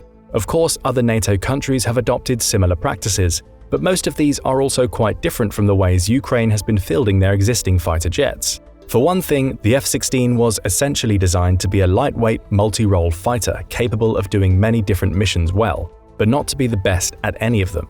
F-16s were definitely not intended to be operated from improvised airfields as Ukraine has been doing with many of its current aircraft. They can be especially susceptible to getting debris caught in their engines, a great way to crash before ever engaging in combat. This brings up the issue of where Ukraine would put the 200 F-16s it's asking for. Rand Corporation analysts John Hone and William Courtney recently assessed that F-16s do best on long, pristine runways. They could face difficulties on the rougher, former Soviet ones dispersed across Ukraine. To bring in Western aircraft, Ukraine might need to repave and potentially extend a number of runways. a process which Russia would likely detect. If only a few airfields were suitable and in known locations, focused Russian attacks could impede Ukrainian F-16s from flying. This is mostly because, idiotic and unprepared as most of Russia's military might be, they still have access to some pretty advanced technology. This is especially true when it comes to air-to-air combat. Modern Russian air fighters such as the MiG-31 and Su-35 can see quite far with their powerful modern radars. They also have R-37 missiles that have a longer range than NATO-supplied AIM-120 AMRAAMs, or advanced medium-range air-to-air missiles. In other words, Russian aircraft can potentially spot Ukrainian F-16s and shoot them down before the Ukrainian pilots see them coming. Some of this has already happened with Ukraine's current fleet of Su-27 and MiG-29 fighters, and the improved capabilities of the F-16 are not enough to change this dynamic. Because of the reach of these Russian fighters, Ukrainian fighter pilots often break off missions early or operate far behind their own front lines. F-16s would operate with the same constraints, limiting their ability to perform air-to-surface missions with relatively short-range weapons like the JDAM bomb guidance kits. Because of this, even once Ukraine receives F-16s, it will still most likely have to rely on drones and other current air platforms for support. There's also the question of how to get the proper armaments Ukraine needs to pair with the F-16s. The best way for Ukraine to capitalize on any F-16s it receives will be advanced Western armaments which can stand up to Russian firepower. The issue, like everything else in a war, these can be staggeringly expensive. For instance, a single AMRAAM costs about $1.2 million, while it takes about 2 years to make one. The US could always provide existing weapons like the AMRAAM from its own stockpiles, but that could leave them depleted in the event of an unexpected conflict, a risk the Pentagon is not willing to take. However, the real tactical and logistical advantages that F-16s would provide to Ukraine are long-term. A major benefit is that it will be easier for Ukraine to maintain aircraft whose parts are supplied by the United States and NATO than their current, outdated aircraft manufactured by Russia. In turn, this could also make it easier for Ukraine to integrate their air force into NATO sometime in the future. And the more Ukraine's arsenal is compatible with NATO's, the better they'll fare, and the worse off Putin will find himself. For instance, Ukraine was previously given AGM-88 high-speed anti-radiation missiles (HARM) to use against ground-based radar systems. As with much of their current military arsenal, they managed to attach the system onto their MiG-29s, but the end result was far from ideal, since Soviet-era fighters were not designed to fire US-manufactured missiles. F-16s with modern software will enable Ukraine to employ HARMs and other modern weapon systems much more effectively. This includes missiles such as the AIM-9 Sidewinder and the AIM-120, which the United States and NATO are likely to provide, will be useful for Ukraine's defense against Russian cruise missiles like the Kh-101 and the Kh-555, and against Iranian-made Shahed kamikaze drones. Ukraine's stockpiles of Soviet S-300 surface-to-air missiles are running out pretty quickly, and there are only so many Patriot missiles available. So even if Russia will still have some superior jets, the F-16's air-to-air capability will definitely help those ground-based defenses last longer, and it's pretty clear that this is necessary. Western military analysts have estimated that Ukraine's combined fleet belonging to air and ground forces has been depleted by more than a third since the Russian invasion began. Ukraine has lost at least 60 of its 145 fixed-wing planes and 32 of 139 helicopters, according to classified US military information leaked on the social media platform Discord in recent months. The Ukrainian Air Force rarely reveals numbers regarding its fleet or other details of tactical importance, including incidents of planes shot down or otherwise destroyed, but officials have acknowledged losses from the more than a year of war, as well as difficulties with the repair and replacement of damaged planes. Another big question is whether the United States will supply powerful JASSMs to use with the F-16s. These deadly, low-detection cruise missiles are incredibly long-range and have a 1,000-pound armor-piercing warhead.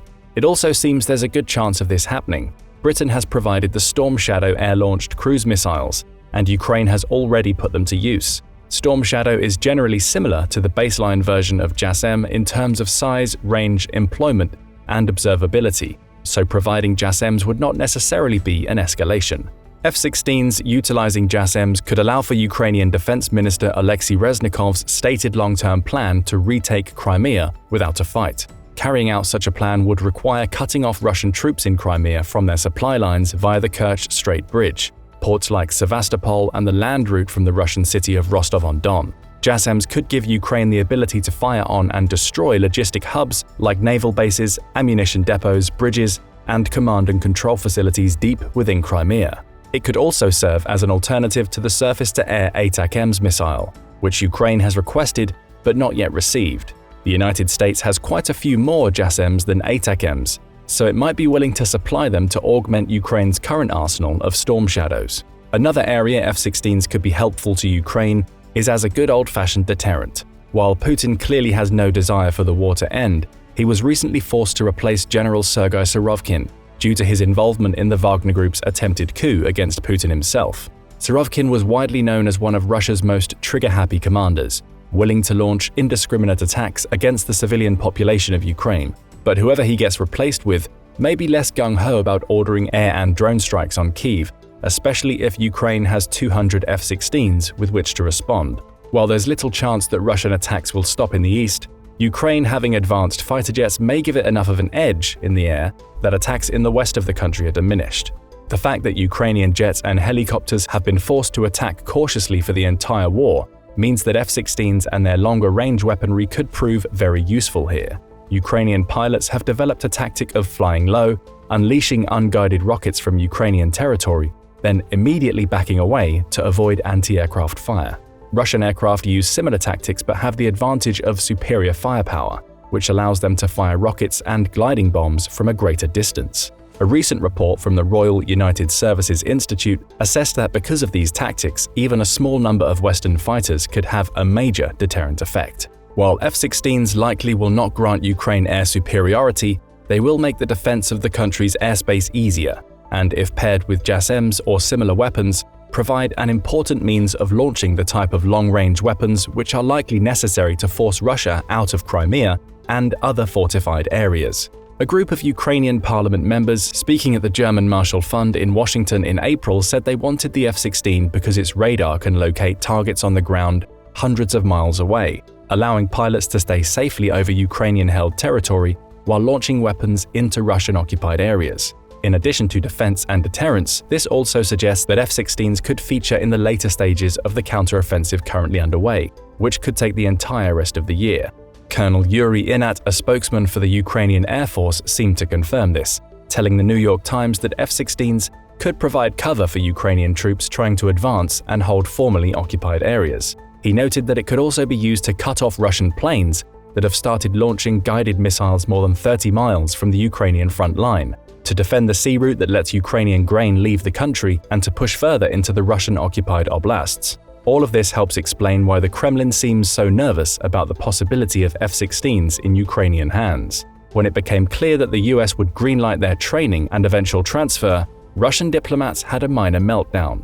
First, Deputy Foreign Minister Sergei Rybakov said any transfer of the US jets to Ukraine would be pointless, since Russia's capabilities are more than enough to end the special military operation whenever they want. Now, by this point, we probably don't need to tell you that that's pure BS. When that was pointed out, Russian Ambassador to the United States, Anatoly Antonov, went on to claim that even if the F-16s were transferred, they couldn't possibly be effective, since Ukraine lacks the proper infrastructure, pilots, and maintenance personnel. While this is slightly more true, given the country's incredible adaptability so far, there's no reason to think that Ukraine can't make F-16s work, given the right amount of time and training. The Kremlin knows this, and it seems to be making their threats increasingly desperate. When the statements by Antonov and Rybakov failed to scare NATO or the US, Russian Foreign Minister Sergei Lavrov took the stage during a speech at a military conference in Tajikistan. He claimed that we must keep in mind that one of the modifications of the F-16 can accommodate nuclear weapons. If they do not understand this, then they are worthless as military strategists and planners.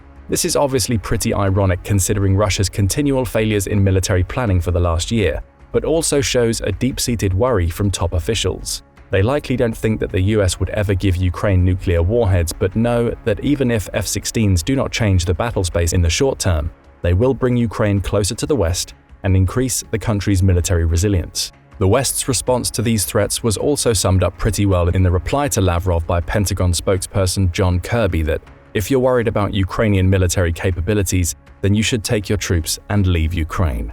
This back and forth over F-16s highlights a larger trend in the war. that Ukraine's warfighting increasingly looks like that of the West, rather than a former Soviet satellite state. Because Russia failed so badly to understand the depth of Ukrainian resolve, every step Putin and his cronies take pushes Ukraine towards NATO, the EU, and the US.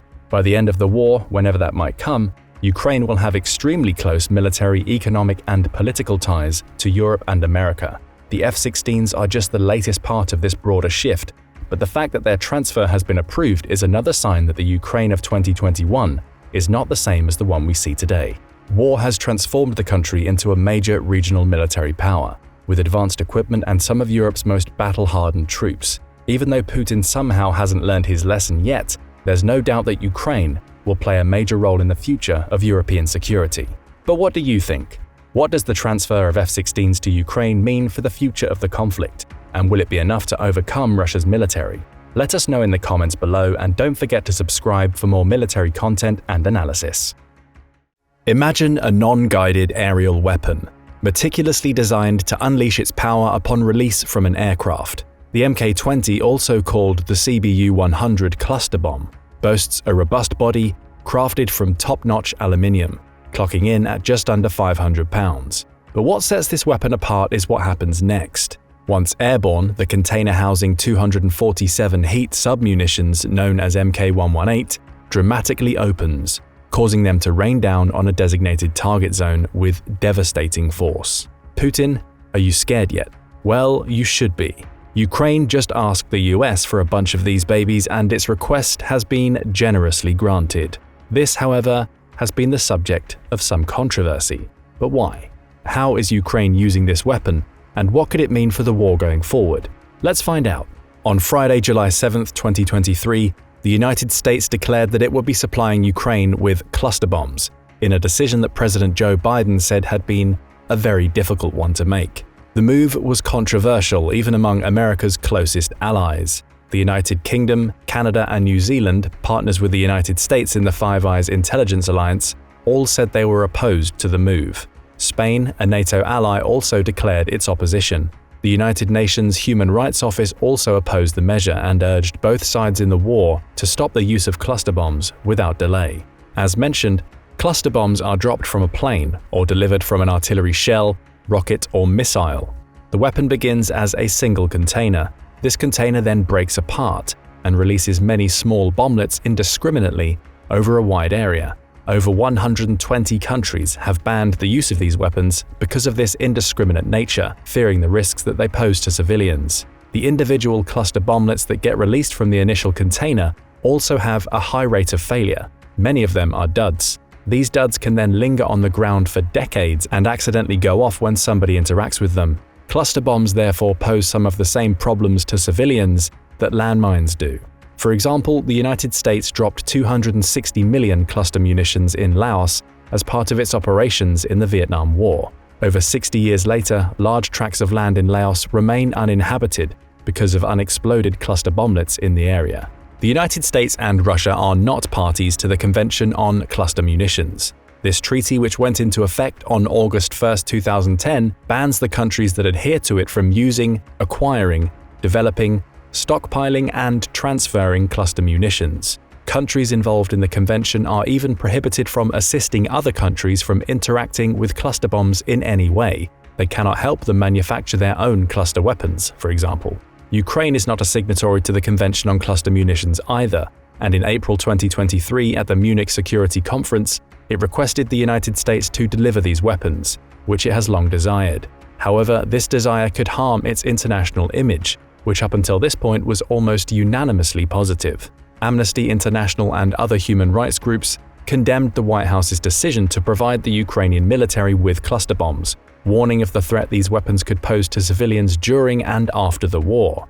United States National Secretary Advisor Jake Sullivan countered the controversy by declaring that the cluster bombs the United States would be sending to Ukraine failed at far less frequent rates than the versions that the Russians had already been using in the war. The United States has a domestic law on the books that bans the production, use, or transfer of cluster bombs which have a failure rate greater than 1%. Sullivan said that American cluster munitions in question fail at less than 2.5%, compared to Russian bombs that have dud rates between 30 and 40%.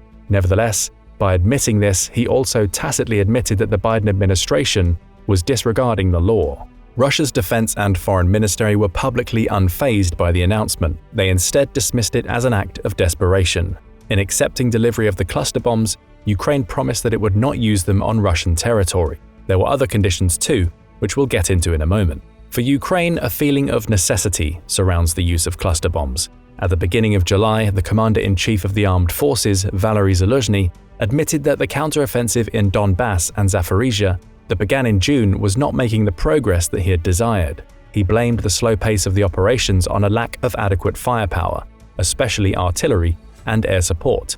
General Zaluzhny particularly complained about the lack of adequate fighter jets to provide air support, saying that the Western planes he wanted were a generation more advanced than the planes available to him. Ukraine has long desired cluster bombs to more effectively target Russian defenses, formations of tanks and armored vehicles, and troop formations. Because cluster bombs focus their attack on a wide area, the Ukrainians would need less of them to destroy Russian assets, in comparison to the more narrowly targeted weapons Ukraine has been using. Ammunition expenditures would decrease and accuracy would become less important. Given Ukraine's shortage of the artillery shells it desperately needs if its counteroffensive is to make the headway it wants, the delivery of American cluster bombs is a welcome one for Kyiv. A British general, Sir Richard Shirreff, NATO's former Deputy Supreme Allied Commander in Europe, mentioned that the decision had utility.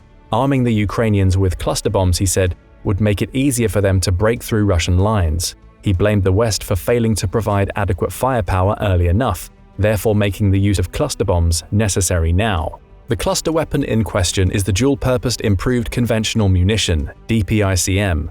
This is an artillery shell that bursts apart and drops 88 separate bomblets over the target area. The cluster shell has a dud rate of around 3%, so its delivery would violate American law. In September 2022, General Zaluzhny wrote an article requesting that the United States provide Ukraine with the DPICM, which is currently being phased out in the US Armed Forces in favor of the CDAEM cluster round, which has a dud rate of 1% or less, in line with American standards first set by the Obama administration. Note that this standard is different from the law, which forbids the transfer of cluster munitions with a failure rate greater than 1%. The Ukrainian top general is now finally getting his wish. Another weapon the Ukrainians badly want is the air-dropped Mark 20 Rockeye 2 cluster bomb, also known as the CBU-100, which weighs about 500 pounds in total. It is a gravity bomb that, once released from the air, bursts apart into 247 separate Mark 118 bomblets that rain down over the designated target area. The target area's range can be adjusted based on the altitude that the original container is set to burst apart in. The Mark 118 bomblets are steered by fins at the back and have electrical and mechanical fuses that activate once they are released from the original CBU-100. Once the bomblet's noses hit a hard surface, the ordnance detonates. Reportedly, the Ukrainians do not want to use the Mark 20 Rockeye 2 cluster bomb in its traditional way, because Ukraine already has better cluster-type weapons in its arsenal that can be delivered via HIMARS and other systems. The coming DPICM artillery shells add to this capability. Rather, the Ukrainians seem to want to dismantle the Mark 20 container and place the individual Mark 118 bomblets on drones. These bomblets are designed for maximum penetration against enemy armored assets. The shape of the design allows for puncturing of up to 190 mm of armor. The bomblets are also aerodynamically sound. These factors make them ideal candidates for drone operations against Russian armored formations. Ukraine has proven very effective in the practice of drone warfare. In May, it launched dozens of drone attacks to weaken the Russian lines in preparation for the counteroffensive it launched in Zaporizhia and around Bakhmut in June. Additionally, Ukraine has carried out drone attacks far beyond the Russian lines. Combining the drone capability with the wider area effect of a cluster bomb is something the Ukrainian military is very keen on trying, as it seeks any advantage it can find in the counteroffensive. The Mark 20's manufacturer, a company called Textron Systems, reportedly stopped making this weapon in 2016, following the United States' decision to discontinue sales of the bomb to Saudi Arabia. However, the United States has large stockpiles of the Mark 20 containers and the Mark 118 bomblets, more than enough to provide them in large numbers to the Ukrainian military. So far, the United States has not yet agreed to deliver this weapon to Ukraine. We will need to wait and see if that changes. Although neither the United States nor Ukraine joined the Convention on Cluster Munitions, the decision to use them has still created a lot of controversy among NATO members and other like-minded countries. The United States is by far its most important partner, but Ukraine still needs the support of these other nations which have signed the Convention on Cluster Munitions. These countries provide Ukraine with military and financial aid, and all of this help is needed. Therefore, Ukraine will probably want to be careful in how it uses the cluster munitions when they arrive on the battlefield. So where would the Ukrainian military use these weapons, and where would it be less likely to use them? Ukraine will probably want to use its new cluster artillery shells in areas where its counter-offensive has stalled. This would be in Zaporizhia, in the drive toward the city of Tokmak. Perhaps anticipating this, Russian reports suggest that Ukrainian troops had already struck areas near Tokmak, the probable initial objective for Ukraine on the Zaporizhia front, with cluster munitions on July 11th, although the Institute for the Study of War could not independently verify this. As of July 15th, the front line in Zaporizhia extends from the Dnieper around Kamyansk to Novopil opposite Lyubimivka. All of these sectors could prove enticing targets for cluster bomb attacks, because a breakthrough in Zaporizhia Oblast would put Ukraine in position to cut the Russian land bridge to Crimea. It is a highly strategic area. Ukraine will want to effect that breakthrough any way it can, and the Russian defenses there are heavier than anywhere else on the front. This is part of why Ukraine has made such slow progress in the counteroffensive so far. If there is one area where we can probably bet to see the use of cluster bombs at the front, it would be there in Zaporizhia. Ukrainian forces may also wish to use the cluster bombs in Bakhmut, which has seen the heaviest fighting in the war, and which is another axis of the Ukrainian counteroffensive.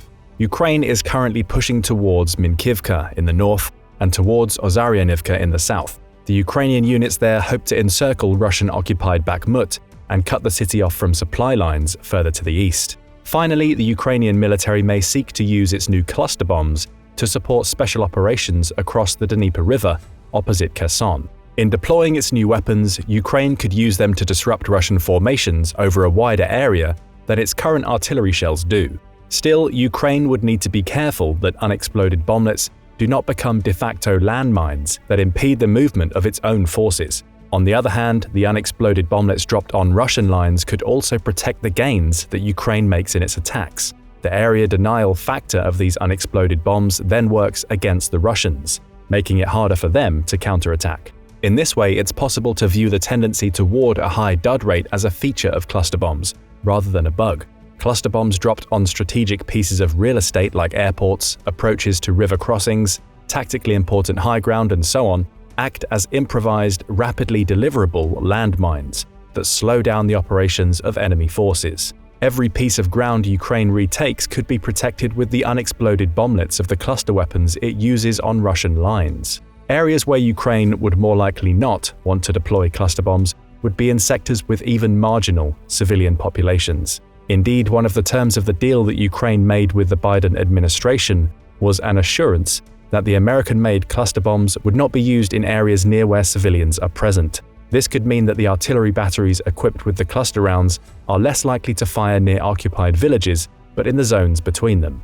All wars are first and foremost political, and large numbers of civilian casualties that come as a result of Ukrainian deployed cluster bombs would risk undermining the global support that Ukraine has managed to build since Russia's invasion. One of the many reasons why Russia has been condemned for its conduct in the conflict is through its own use of cluster bombs.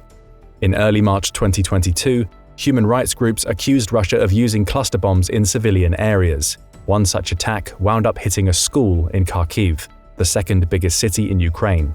The attack killed 3 civilians, including a child. Although Russia has not ratified the Convention on Cluster Munitions, the attack was still considered a war crime.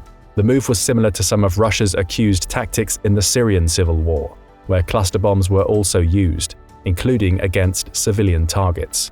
In July 2022, Amnesty International came out with a more detailed report, accusing Russia of killing hundreds of civilians in the Kharkiv area through indiscriminate shelling and the use of cluster bombs. The weapons in question were the 9N210 and the 9N235 cluster bombs and scatterable mines that eject from smaller rockets. These mines explode at timed intervals once released. Investigators from Amnesty International looked at 41 strike sites in Kharkiv, that resulted in the deaths of 62 civilians and the wounding of 196 more.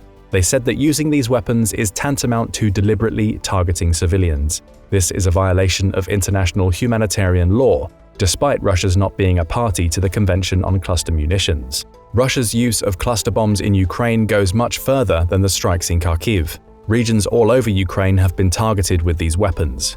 Russia has never denied using cluster bombs, and has been rather keen to point out NATO's use of its own cluster bombs in the Balkans in 1999. Russia has been a fierce critic of the Convention on Cluster Munitions, saying that these munitions are legitimate weapons which have not been banned by international humanitarian law and play a significant role in the defense interests of Russia. It is in incidents such as these that Ukraine's desire for cluster bombs becomes more understandable. If Russia has already used cluster bombs, Ukraine naturally would see no problem with retaliating in a similar way. Despite the history of Russian cluster bomb use, Sergei Shoigu, Russia's Minister of Defense, threatened escalation, saying that Russia would use similar weapons if American cluster bombs wound up being used in the war.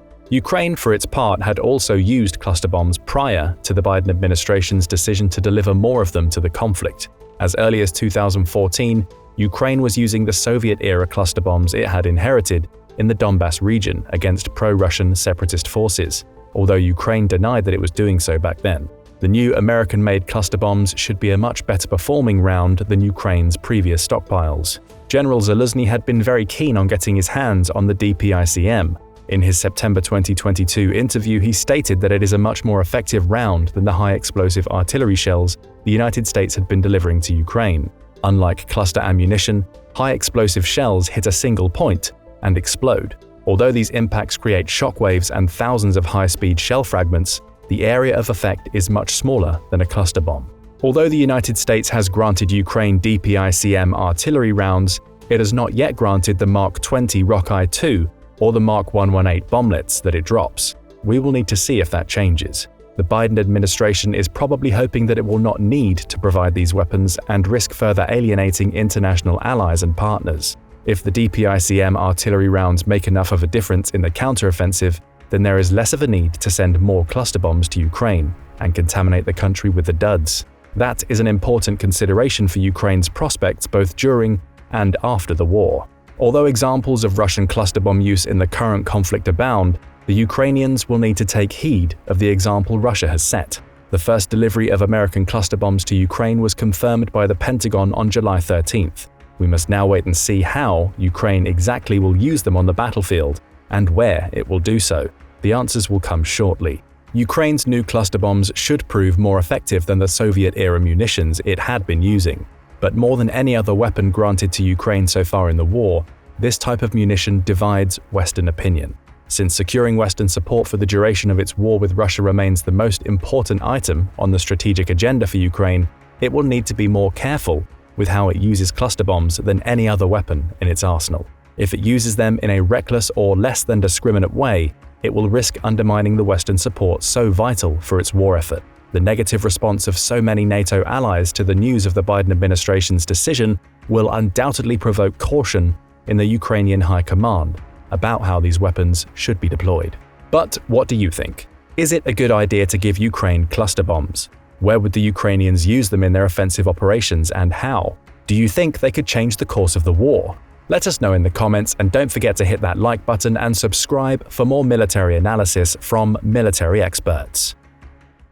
At this point, we're pretty sure that Putin is sticking his head into a paper bag in panic and trying not to hyperventilate on a daily basis. While he has several reasons for doing this, losing thousands of tanks on the battlefield in Ukraine, the ongoing NATO expansion, coup attempts, and more, there's another looming threat that he can't seem to escape.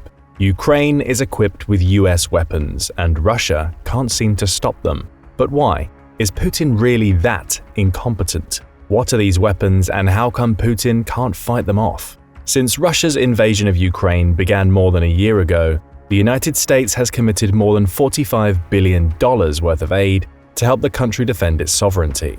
Much of this has taken the form of high-tech, lethal military equipment. The assistance has proven to be critical for Ukraine's battlefield success and a nightmare for Putin and his top military planners.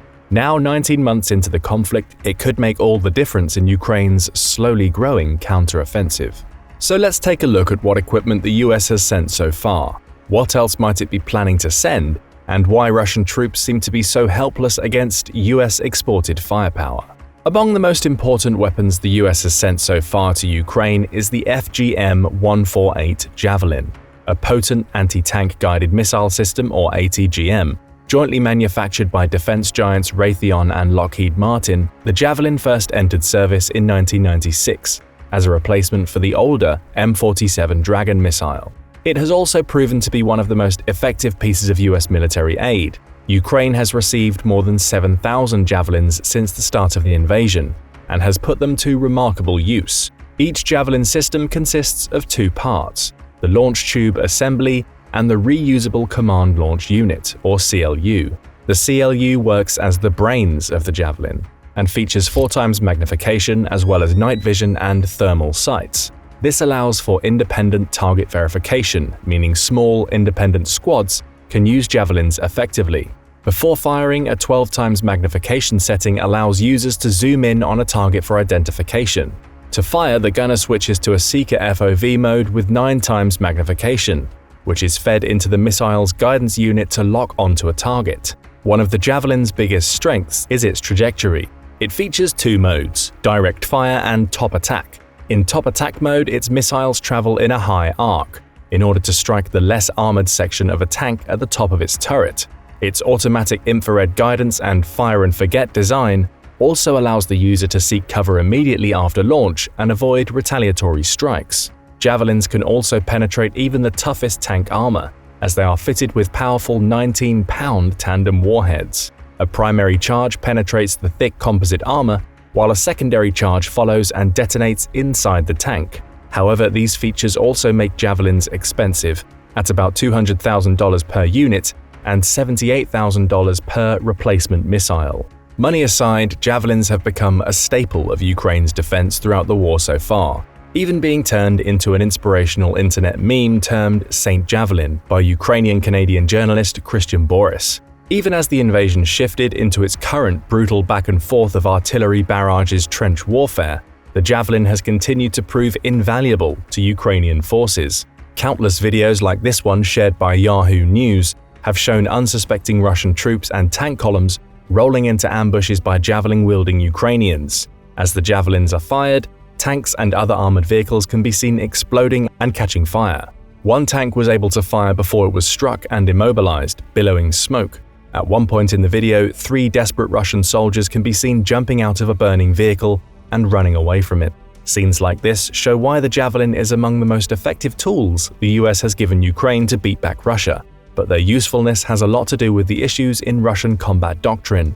Russian tank tactics, which have not evolved much since the 1990s, involve operating tank columns on their own, without the aid of close infantry support. Usually in modern combined arms warfare, infantry units support tanks by keeping hunter-killer teams away while putting down covering fire and stopping columns from rolling into ambushes.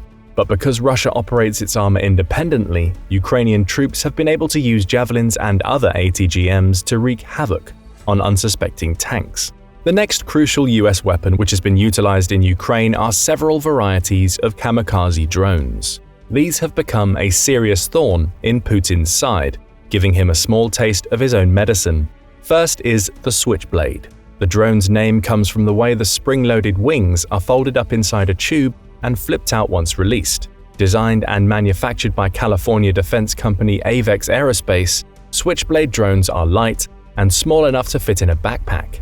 Launched from a portable 2-foot tube, each drone flies to the target area and can loiter, waiting for its target for up to an hour. Once the target approaches, an operator instructs the drone to dive toward enemy personnel and detonate a small grenade-like charge, releasing a shotgun spray of shrapnel in a specific direction.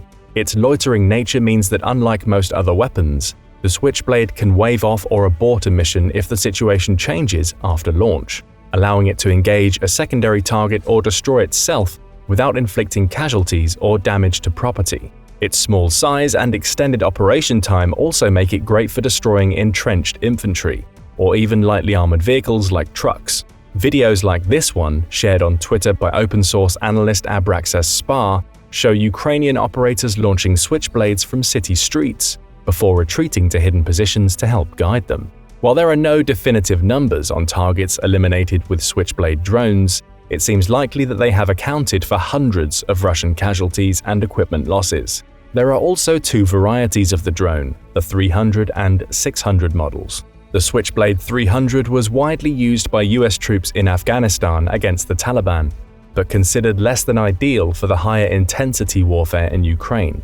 Most of those given to Ukraine appear to be the 600 model, which is much larger and heavier, but has a longer flight time and larger payload, making it ideal for taking out heavy armor or fortified positions. But US military aid extended beyond the Switchblade as well. The Pentagon has also given Ukrainian forces a number of Phoenix Ghost drones. These were also developed by AVEX under the US military's Big Safari weapons program, meant to rapidly acquire and deploy weapons to meet unexpected threats without relying on new research and development. The US has supplied over 1,000 of these killer drones so far, which have proven to be similarly lethal in the hands of Ukrainian operators. While even the larger Switchblades are limited to an hour of loitering, the Phoenix Ghost can hover over an area for up to 6 hours at a time, making it a much deadlier surprise weapon.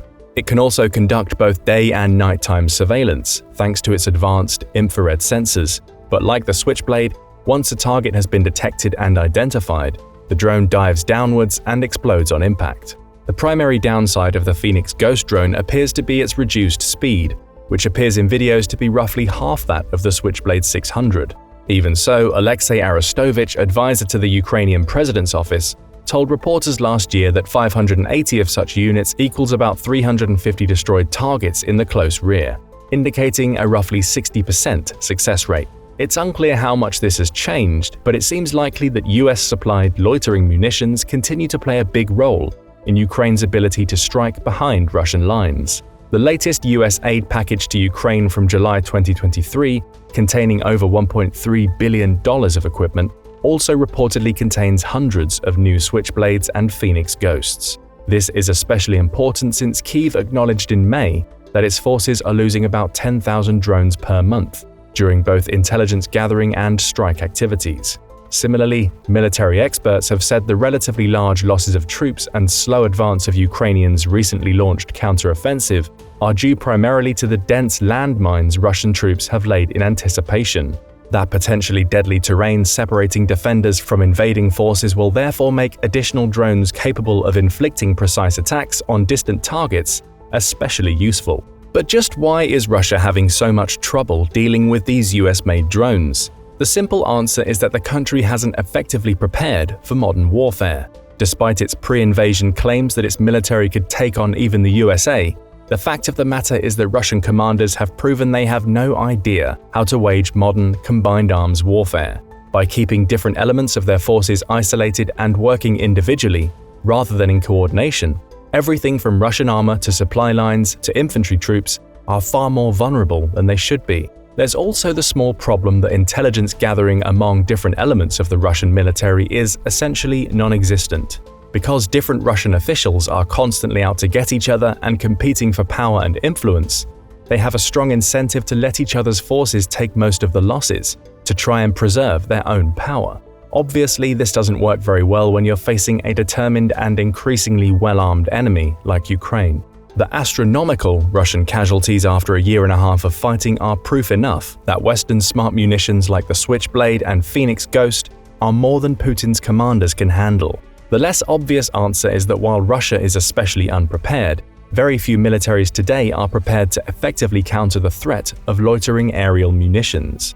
Just about any force on the planet, including the US itself, would be hard-pressed to defend against repeated strikes by kamikaze drones. There's simply no way to provide infantry troops with effective protection from them, especially as anti-aircraft guns can almost never hit every drone launched. The best way to defend against something like the Switchblade or Phoenix Ghost are electronic countermeasures, such as EMP pulses, which can knock out the signal of overhead drones. Even so, Russia simply does not have the capabilities to stop their strikes, making these some of the most effective weapons supplied to Ukraine so far. Another critical piece of military hardware that Russia has struggled against is the Stinger missile system. At the start of the war, large numbers of Russian aircraft were operating over Ukraine's airspace, leading to predictions that they would soon establish air superiority. But this wasn't on the cards either. And one main reason is the FIM-92 Stinger missile and its counterparts from around the world given to Ukraine. First entering service in 1981, the Stinger is a man-portable air defense system, or MANPADS, developed by defense giant Raytheon. Russia first encountered these deadly platforms all the way back in 1985, during its invasion of Afghanistan. Back then, the US supplied the Afghan Mujahideen fighters with Stingers, which they put to remarkable use for the next few years. The Stinger hasn't changed much since then. It can engage a target from nearly 2.5 miles away, making it perfect for taking out low-flying aircraft and helicopters. The Stinger's missile is 5 feet long and 2.8 inches in diameter. The missile itself weighs 22 pounds, while the missile with its launch tube and integral sight fitted with a gripstock and identification friend or foe (IFF) antenna weighs approximately 34 pounds. The Stinger uses a smart seeker head able to differentiate between an enemy's exhaust plume and engines, helping it home in on even rapidly moving targets. The warhead itself is roughly 2.3 pounds of HTA-3 explosive, a deadly mix of HMX, TNT, and aluminium powder. This does not make the Stinger any less effective, however, since its targeting system allows it to strike the vulnerable engines of enemy aircraft. To fire the missile, a BCU, battery coolant unit, is inserted into the gripstock. This device consists of a supply of high-pressure argon gas, which is injected into the seeker to cryogenically cool it to operating temperature, and a thermal battery which provides power for target acquisition. A single BCU provides power and coolant for roughly 45 seconds, after which another must be inserted if the missile has not been fired. Guidance to the target is initially achieved through proportional navigation, but once in flight, switches to another mode, which is what allows the missile to avoid exhaust plumes. The answer to why the Stingers have been so effective against Russia this time around again has a lot to do with terrible military doctrine and planning. Russia has long struggled to integrate its use of air power with ground campaigns, something which Ukrainians have been exploiting for more than a year. Because Russia conducted its air sorties independently of ground advances, Ukraine was able to shoot down huge numbers of its low-flying vehicles with Stingers and other MANPAD systems. This was also not helped by Russia's basic lack of precision targeting. Most of its aircraft, especially older models, lack the modern targeting pods found on Western jets, meaning they have to dip low to have any hope of precise strikes on enemy positions. This leaves them extremely vulnerable to surface-to-air missiles like the Stinger, especially when they cannot detect where the missiles are coming from. Next, no video about US weapons would be complete without mention of the HIMARS system. This powerful rocket artillery system is one of the crown jewels of US aid to Ukraine, and in recent months, report suggests they have become increasingly decisive in determining the direction of the war. HIMARS stands for High Mobility Artillery Rocket System, a variety of the MLRS rockets, which have been in use since the 1990s. The HIMARS are considered most effective for attacking stationary targets such as infrastructure and troops in a concentrated area, but their extremely long range means that they can be used from far behind the front lines. As Ian Williams, Deputy Director of the Missile Defense Project at the Center for Strategic and International Studies, has noted, HIMARS is one of the world's most advanced rocket artillery systems. Its range is farther than anything the Ukrainians had, so when that was transferred, they got the ability to strike targets deeper behind the front lines and much more accurately. Other experts largely concur, and many have pointed out that without the use of HIMARS, Ukraine would not have been able to liberate nearly as much territory as it has. HIMARS rockets have been particularly effective in fighting Russia's offensive in Donbass by allowing Ukraine to attack Russian supply and ammunition depots. They were also crucial in forcing Russia to withdraw from Kherson. George Barros, an analyst on the Russia and Ukraine portfolio at the Institute for the Study of War, concluded that was only possible because the Ukrainians had this extended strike capability to degrade those bridges. Without the HIMARS, I don't think the Ukrainians would have liberated Kherson. And while it's certainly powerful, the HIMARS does not have either the range or payload of its cousin, the M270 MLRS. But what it lacks in range and firepower, the HIMARS more than makes up for in maneuverability. Its concept came about at the end of the Cold War, when it became apparent that the US military would be fighting more low-intensity conflicts in multiple environments. This led the Pentagon to move away from clunky, traditional rocket artillery and towards systems with a lighter footprint. It's this speed and maneuverability which has made the HIMARS so important for Ukraine's war effort.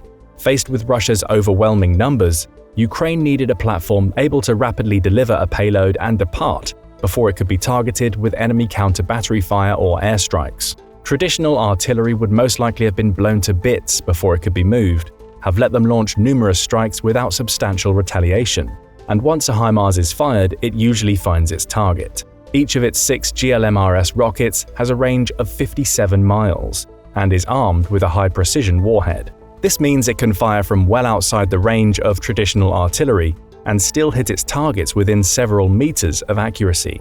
This has enabled Ukraine to strike at highly entrenched Russian positions, targeting their weakest points. HIMARS rockets can also each be set to independent targets, or used for repeated strikes on the same area of a fortification. Since Ukraine received its HIMARS, it has used them to take out everything from ammunition depots to command and control centers, managing to slow Russian advances to a crawl.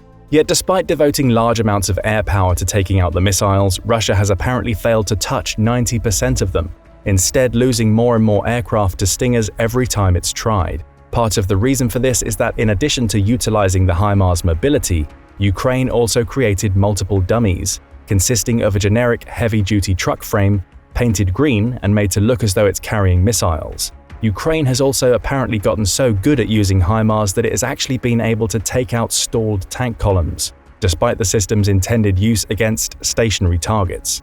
As of last month, the US has supplied 38 HIMARS to Ukraine, but soon it may need more.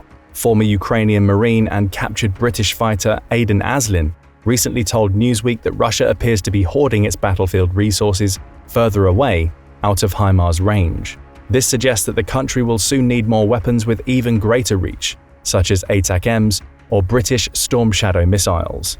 But experts also say the real advantage of sending different long-range missiles lies not in their individual capabilities, but in the numbers. The more missiles Kyiv can get its hands on, the more chances they have to strike Russian targets, and the more damage they can do. All of this suggests that while the war shows no signs of stopping soon, Russia remains unable to deal with the superior firepower the US has provided Ukraine. It's not likely to get any better anytime soon either, as Russia continues to run out of resources and trained personnel. But what do you think? Will more US weapons ultimately be what ends the war? Let us know your thoughts in the comments below. And don't forget to subscribe for more military content and analysis. Wars cost money. Every bullet fired, every building bombed, every intercepted missile. Each of these actions comes with a hefty price tag. But how exactly do you calculate the financial burden of war, say, on a daily level? To put it bluntly, it ain't easy. But our military experts are here to break it down for you. Today, we are diving into the jaw-dropping daily cost of the ongoing war in Ukraine. So sit down, grab your ledger books and buckle in. Oh, and spoiler alert, this may shock you. Of course, we lead with the necessary disclaimer: it is impossible to know the exact cost of a war on this scale, or any scale, in terms of blood and treasure. You and I both know that as war itself unfolds under its own fog in real time, the precise number of shells fired, soldiers killed, buildings destroyed, or, for example, the true acreage of agricultural yields lost to hidden mines, unexploded cluster bombs, remnants of rockets, and shellfire riddling the countryside remains obscure. Sometimes historical clarity never comes. Decades after the cataclysmic global conflicts which defined the 20th century, historians, economists, and analysts continue to debate the scale of the destruction, the true human cost, and the financial ramifications of World Wars I and II. For those of us watching a conflict from afar which hasn't even ended yet, the task is not an easy one. The financial effects of this war will reverberate in ways we can't even comprehend for decades to come. Suffice it to say that from public international sources which we have been able to consult, it should come as no surprise that though the cost is astronomical, it is by no means a perfect representation. In war as in peace, nearly everything costs something. To show how we've tried to enumerate the daily cost of the war today, let's start with a thought experiment. Try to imagine an average day in Ukraine. At the time of writing, Ukrainian forces are waist-deep into their summer counteroffensive, attempting to penetrate Russia's defensive fortifications from the southern to the northeastern tip of Ukraine. On any given day, you have small firefights and larger supporting probing maneuvers within distinct pockets across Ukraine's 1,000-kilometer front line with Russia, and big or small battles are expensive. Soldiers paid a daily wage carry hundreds of bullets and dozens of grenades with them into battle, clearing garbage-strewn Russian trenches of their occupiers as dozens, hundreds, even thousands of artillery shells are fired by each side in support. Drones, some of them expensive military makes, but the vast majority inexpensive commercial offerings, linger overhead to provide reconnaissance, direct added firepower, and fire support. The price of the soldiers' wages, the ammunition expenditures, and the drones alone required to wage the ongoing counteroffensive must be staggering, but that barely scratches the surface. Tanks and vehicles factor in too. Both sides employ a vast array of armored vehicles, tanks, artillery, rocket systems, personnel carriers, and civilian vehicles at any given moment, some donated by external countries, some furnished by Russia and Ukraine themselves. Each of these has a paid crew tasked with operating them. When they are damaged or destroyed, each side attempts to salvage what they can. Fixing vehicles requires additional mechanics, tools, and spare parts, which add up. As you zoom out, the expenses multiply. Soldier welfare is a major cost as both sides employ them by the hundreds of thousands. They need money, food, clothing, and equipment to subsist in the field, and medical services if wounded. Getting a wounded soldier to the rear hospital means you must factor in the cost of the ambulance employed, the fuel expended, as well as the cost of the medical equipment, the medical staffs, and the medevac itself. They are taken to hospitals which may run on skeleton staffs, but whose own infrastructure commands its own financial attention. In death, both sides must keep morgues running, pay family stipends and funeral costs, and we're still only beginning. Soon, the civilian sphere comes into the picture, and here the war's destruction has been arguably far more devastating than on the front lines. The World Bank estimates that Ukraine has incurred $400 billion worth of destruction in collateral damage, epitomized by the waves of cruise missiles and random criminal attacks on civilians, which regularly rain down on Kyiv. Reconstructing damaged apartment blocks, water mains, sewage lines, power grids, and if you happen to be in Bakhmut or similarly devastated places, literally entire cities, and you start to see the scales involved.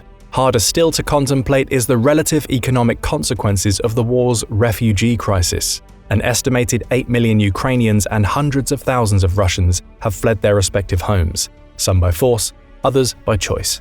Within Ukraine, another 5 million are internally displaced. The towering economic cost of not just providing transport, food, and accommodation for these people, but also the relative shock to the domestic economic system by their absence and long-term effects of the brain drain may cripple both nations' financial outlooks for decades to come. Then you wonder what it might take to rebuild things like the Kakhovka Dam in southern Ukraine, whose floodwaters devastated towns and villages downstream. Oh, and we still have the robust coalition of Western and other nation-states donating weapons, military equipment, and aid by the hundreds of billions every year. Many of these countries rationalize this as a small price to pay to have Ukraine virtually dismantle Russia's once vaunted arsenal. And yes, Putin is burning through soldiers, planes, helicopters, missiles, tanks, political capital, and other military resources at an alarming rate. But it all begs the question, is it sustainable? Can Putin continue building new fortifications in and around Ukraine as the counteroffensive unfolds? Can he sustain the cost of massive warships sunk, the careless hemorrhaging of Russian conscript forces thrown into the meat grinder willy-nilly, the omnipresent pressure on the Russian economy imposed by Western sanctions? Some analysts have estimated that Russia, increasingly cut off from a huge chunk of the global economy and left with many of its goods unsold, has already lost $1 trillion on the war thus far. One thing is certain, if Putin doesn't give the order to cut his losses, the bleeding will not stop anytime soon. The long-term economic ramifications could be seismically bad for Russia. That said, let's get down to brass tacks. Let's begin by factoring in some averages for Russia alone. Over a 9-month span, it was estimated that Russia expended anywhere between 10,000 and 50,000 artillery shells a day. We know the average cost of a Soviet-caliber artillery shell is about $1,000, so that means that Russian artillery costs hover at upwards of $50 million a day. Multiply that out over a 16-month span and you easily have tens of billions of dollars spent by Russia on artillery shells alone. Estimates put Russia's missile expenditures over that same 9-month span at $12 billion, with each one costing a cool $3 million. What's more, Russia has lost almost 300 combat aircraft, with those coming in around $18 million apiece, and 261 helicopters, each costing on average $10.4 million. Total aviation losses over 9 months, somewhere in the region of $8 billion. We all know the dismal combat record of Russia's tank crews, and how a cheap $100 Chinese drone using a 3D printed release mechanism can drop a single anti-tank munition and knock out a vehicle worth tens of millions of dollars. Well, we should go through Russian vehicle losses just to get a taste of what this war has cost Putin and his people. To date, Russia has lost 2,114 tanks. If a T-64 costs $1.1 million, a T-72 costs $1.2 million, and a T-80 costs about $3 million, a T-90 will set you back $4.5 million. The confirmed cost of losing these models destroyed, abandoned, or captured alone would be as follows: 56 T-4s, $61.6 million, 1,112 T-72s, $1.33 billion, 537 T-80s, $1.61 billion, 68 T-90s, $306 million. That is a cool $3.3 billion on tanks alone. Then you have to add in the cost Russia has incurred trying to repair and maintain its aging tank fleet in the field, as well as the costs of every single truck, armored vehicle, and personnel carrier confirmed destroyed in Ukraine, and experts say that Russia has lost about $20 billion worth of vehicles. It seems relatively cheap to keep an average Russian soldier on the battlefield in Ukraine. On average, after all, it costs the Kremlin just around $200 per month for each soldier. But we also know that last September 2022, Russia mobilized 300,000 new conscripts, on top of several 100,000 forces already in the field. It was reported in January of 2023 that Putin authorized another mobilization of some 500,000 soldiers. Since it is unclear when these forces will make their way onto the battlefield, let's simplify things a bit. How much would it be to keep just 300,000 conscripts on the battlefield over a 9-month span? 300,000 soldiers paid $200 a day for 9 months amounts to $16.44 billion. Stretch that out to another 7 months, the current length of the conflict, and the increasing number of mobilized soldiers, and we can safely estimate that the bill will come in somewhere in the region of $30 billion. Die in battle and the costs continue to mount. Reports indicate that Russia pays the families of deceased soldiers a death compensation of 7.4 million rubles, or $110,000 per soldier. There's no clear indication of just how many Russian soldiers have actually died in Ukraine, but we know the number is incredibly steep. On the conservative side, there are some indications that around 40,000 Russians have died thus far. If this is the case, then the Russian government has shelled out around $4.4 billion to the bereaved loved ones of its fallen dead. What of the Russian casualties, at least those that make it to the aid stations and aren't brutally left behind by their comrades? What does it cost for their treatment? In war, it is generally a safe estimate that for every death, there will be around 3 times that number wounded or missing. That's over 100,000 men, which would be another $5 to $10 billion to treat. It's tough to say exactly, but for those who have sat down and honestly tried to crunch the numbers, experts estimate that Russia's venture in Ukraine is costing $10 billion per month, for a total cost of $160 billion over the past 16 months. Mobilization has wreaked havoc on Russia's domestic economy. Some say that the country is in the midst of a massive brain drain, having lost 1 million of its best and brightest workers over the last year alone, many of whom fled the country outright. To replace these educated and skilled laborers, you have to find replacements and train them, a very costly thing to do. In most cases, Russia can't afford to even do that, and has had to vastly scale back, even shut down many of its firms. That tends to happen when you mobilize hundreds of thousands of men all of a sudden without a graduated plan to compensate for their absence in the domestic sphere. Russian industrial production has contracted 5% over the last month. One former advisor at Russia's central bank recently told NPR that as Western sanctions continue to freeze Russia's economy, it has increasingly attempted to take over foreign assets within its borders to compensate for its financial and industrial losses. It is a sign that despite what Russia is telling the world, its long-term economic health is not as resilient as it may seem. If you're a Russian billionaire or oligarch, the war has not been as profitable as others may have been in the past. It is estimated that the Russian upper crust has lost around $93 billion worth of assets in 2022 alone. Normal Russians are becoming more and more frugal, saving their money for when times get even leaner. What this means is that Russian commercial markets are on the verge of long-term stagnation. Goods imports are down 20% from 2021.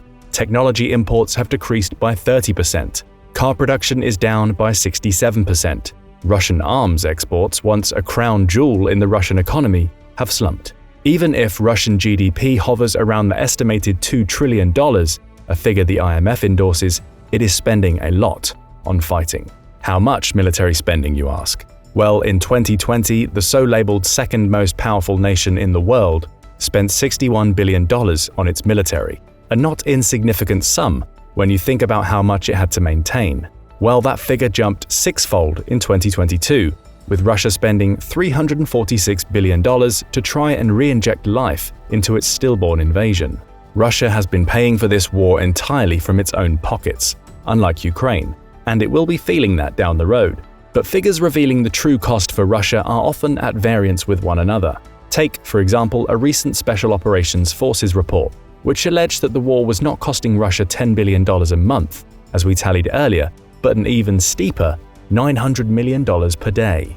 Breaking it down even more, we'd see Russia shouldering military expenditures of around $27 billion a month, or $432 billion for the 16 months that have passed. These might be ballpark figures, but it might be closer to reality than we think. The country's economy has been fractured, its military potential is severely crippled. How long can Russia sustain these losses? Over a 2-day span during Ukraine's counteroffensive last month, Russia was said to have lost 48 artillery platforms, 2 fighter jets, and 2 helicopters. One of the fighters was a Sukhoi Su-34, which costs anywhere from $40 to $50 million. The other, an Su-35, which costs from $40 to $65 million. Hundreds of millions of dollars lost in the time it would take for you to travel from one side of the world to the other. Putin has to hope the Russian bear has deeper pockets for the hard fight ahead. Ukraine is facing an equally grim financial future, if not far more so. Yes, it has been supported at every step by incredibly generous donations from countries around the globe, but with its cities, fields, and forests acting as the war's primary theater, material destruction has rained down on Ukraine on par with some of the largest wars in history. Last year, Ukraine's President Volodymyr Zelensky estimated that, not counting reconstruction costs, it took around $5 billion per month to keep the war going. If Ukraine hopes to continue the war, Western donations will have to keep coming. That is, as long as Western governments can convince their populations it is in their interest to do so. Let's assess some of the numbers from January 2022 to January 2023. So far, more than 30 nations have funneled military equipment into the country. The US has donated the most military aid over that span, giving just under $50 billion, including the game-changing HIMARS rocket launcher systems, self-propelled artillery, M2 Bradleys, and soon, M1 Abrams tanks, and the latest anti-tank weapons. This dwarfs the second-place donor, the United Kingdom, who has given $5.13 billion. After them, you have Poland, who has given $2.5 billion, Germany $2.47 billion, Canada $1.35 billion, and the Netherlands at $0.9 billion, and Italy, France, Norway, and Denmark all just under $1 billion. Relative to a country's GDP, however, many smaller nations, especially those in the Baltic and in Eastern Europe, have been punching above their weight. While the US would rank 8th in terms of aid donated relative to GDP, Latvia, Estonia, Poland, and Lithuania have given more than their fair share. Among other things, Ukrainian troops are road testing real-time online information and networking systems, drone jamming guns, and maritime remote-controlled kamikaze boats, expensive Western systems that take real know-how and expertise to operate within a combined arms setting. They are improving their intelligence and surveillance gathering efforts. They are becoming experts at psychological warfare, joint operations, and sustainment logistics. It's been a whirlwind crash course, to say the least. But they have not worked alone.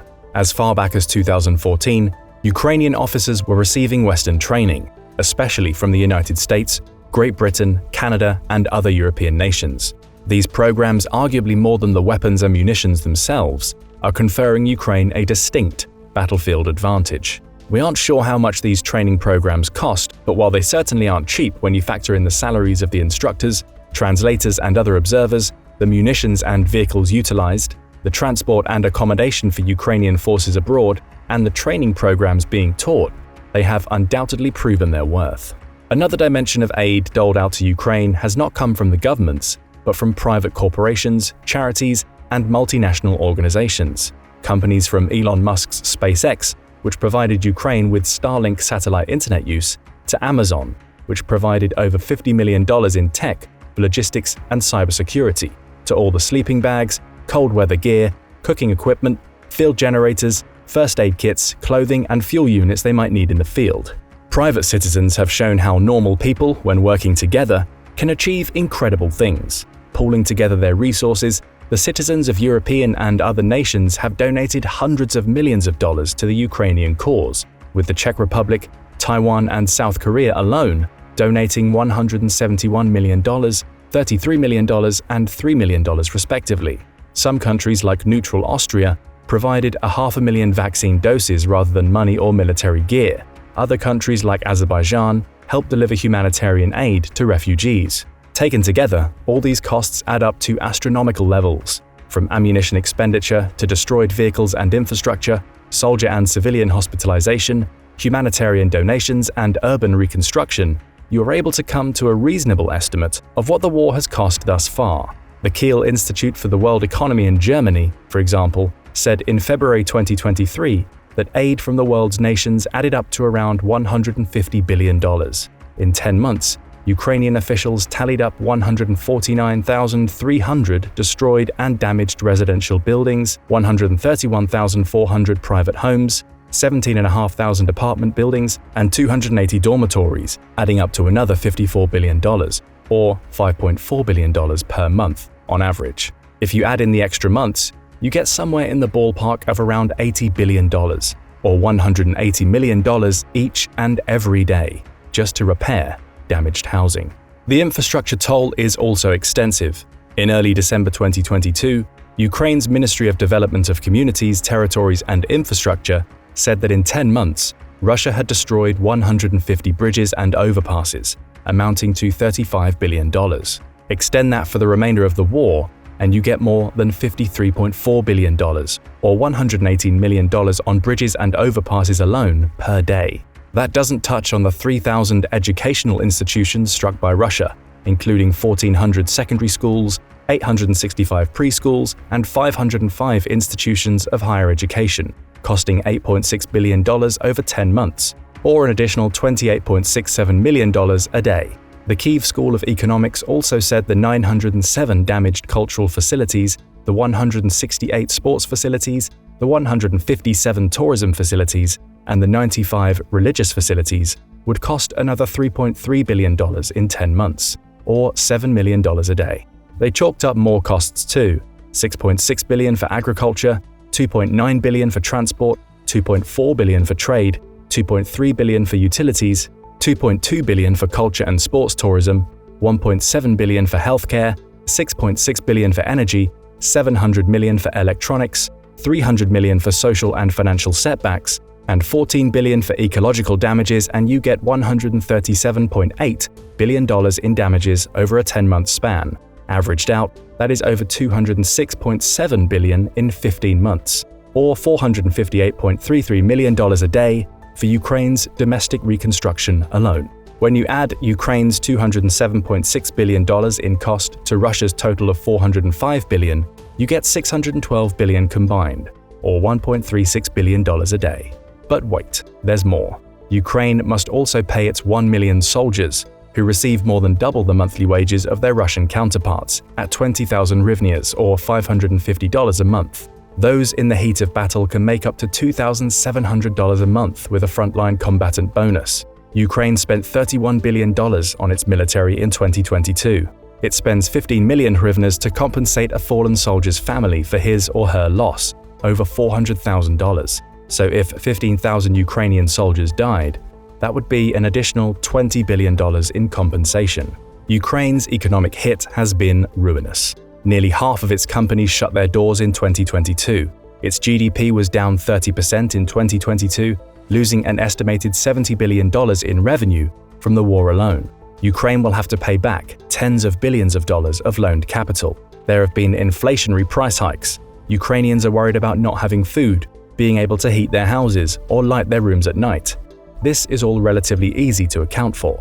But when you try to add up the war's silent toll, from the tangible costs of burying more than the estimated 9,083 Ukrainian civilians killed in the crossfire and settling their estates to the intangible cost of war-related distress stemming from the unnatural exposure to abuse, violence, and the unexpected loss of friends and family, and you are left with a mental health crisis whose effects will linger, possibly for generations. How can you reasonably put a price tag on this? If the Ukrainian government is true in saying 60% of its soldiers have suffered from post-traumatic stress disorder, the knock-on effects will be akin to past wars, only worse. Alcohol abuse, suicide, depression, and anxiety tend to accompany PTSD diagnoses, and without adequate programs to treat them, Ukraine and Russia will both suffer not only from a massive, long-term economic hit as individuals wrestle with the aftermath of this conflict, but a jarring emotional and mental human one as well. Reconstructing Ukraine may be a trillion-dollar endeavor, but most of what the war has taken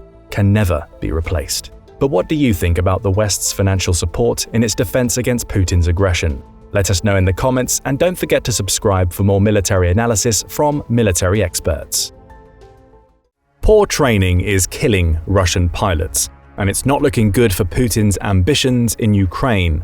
Despite having over 700 aircraft, including as many as 400 modern multi-role fighter jets and fighter bomber planes to its name, the Russian Aerospace Forces, or VKS, has experienced dramatic losses over the Ukrainian skies. Estimates vary, though some suggest that the VKS has lost around 130 planes and the pilots flying them since the beginning of the war. Why have these losses been so severe? Though equipment issues have certainly played a role, the far bigger issue for Russia right now is the apparent lack of training many of its pilots received prior to taking to the skies during the conflict. And that inferior training, which is already leading to many more than Russia anticipated, not only suggests we'll see more of the country's pilots lose their lives in the current conflict, but may lead to the complete breakdown of the VKS as a powerful force in the future. This is not what Putin expected. When the conflict between Russia and Ukraine began, many assumed that Russia would have the advantage on almost all fronts. A historically great, if somewhat slow-moving, military nation, the country was believed to have a stockpile of weaponry that would allow it to overwhelm Ukrainian forces that would likely have to rely on guerrilla tactics while fighting on home soil. And as mentioned, the country has a huge stockpile of aircraft ready to fly. Along with the 400 modern fighters discussed earlier, it was believed the VKS has over 300 legacy planes that have been converted to handle modern combat capabilities, MiG-31BM and MiG-29 SMTs among them, to create an impressive air force that would wreak havoc on Ukrainian defenses. In fact, the prevailing opinion was that Russia's VKS was so well trained that its pilots could effectively use this blend between modern and repurposed planes as part of COMAOs, composite air operations that could involve up to 100 aircraft. Many believe, despite some of the country's aircraft starting to show their age, the modern fighter jets it has, which include the Su-34 and Su-35, would make up for any airborne deficiencies that could occur. That hasn't happened. And looking at Russia's recent history in wartime situations, the reasons why become clearer. Take its 2015 intervention in the Syrian civil war as an example. Rather than using composite air operations or COMAOs, most of Russia's sorties in this conflict focused on sending single aircraft or paired fighters to either patrol the skies or drop weapons, unguided, to ground troops. Though perhaps escaping attention at the time, this lack of COMAO use hinted at a larger problem in the VKS that we've only seen come to fruition about half a decade later. The VKS may not have flown COMAOs because their pilots were simply incapable of the job. The question is simple: why? Why did the VKS actively avoid employing COMAO tactics in Syria, despite COMAOs being much more effective than single and paired pilot runs? And why hasn't the VKS improved its approach during the Ukrainian conflict? It appears the answer may come down to a combination of a variety of factors. Let's start with inferior equipment. There's an old saying that a good worker never blames their tools for failing to get the job done. However, that saying doesn't apply in the world of air combat, where even the slightest issue with equipment can make the difference between life and death. In Russia's case, the tools they're providing to their pilots don't appear to be fit for purpose when it comes to succeeding in an extended conflict, such as the one the war in Ukraine has become. Take the supposedly modernized MiG fighters that make up a large proportion of the country's air fleet as an example. According to the RAND Corporation, these Soviet-era aircraft, which have been in operation since the 1980s, were built to handle up to 3,500 hours of flight. And though many of the craft have been upgraded to extend this maximum output, the fact remains that much of Moscow's fleet, particularly its MiGs and the earlier SU models, are reaching the end of their service lives.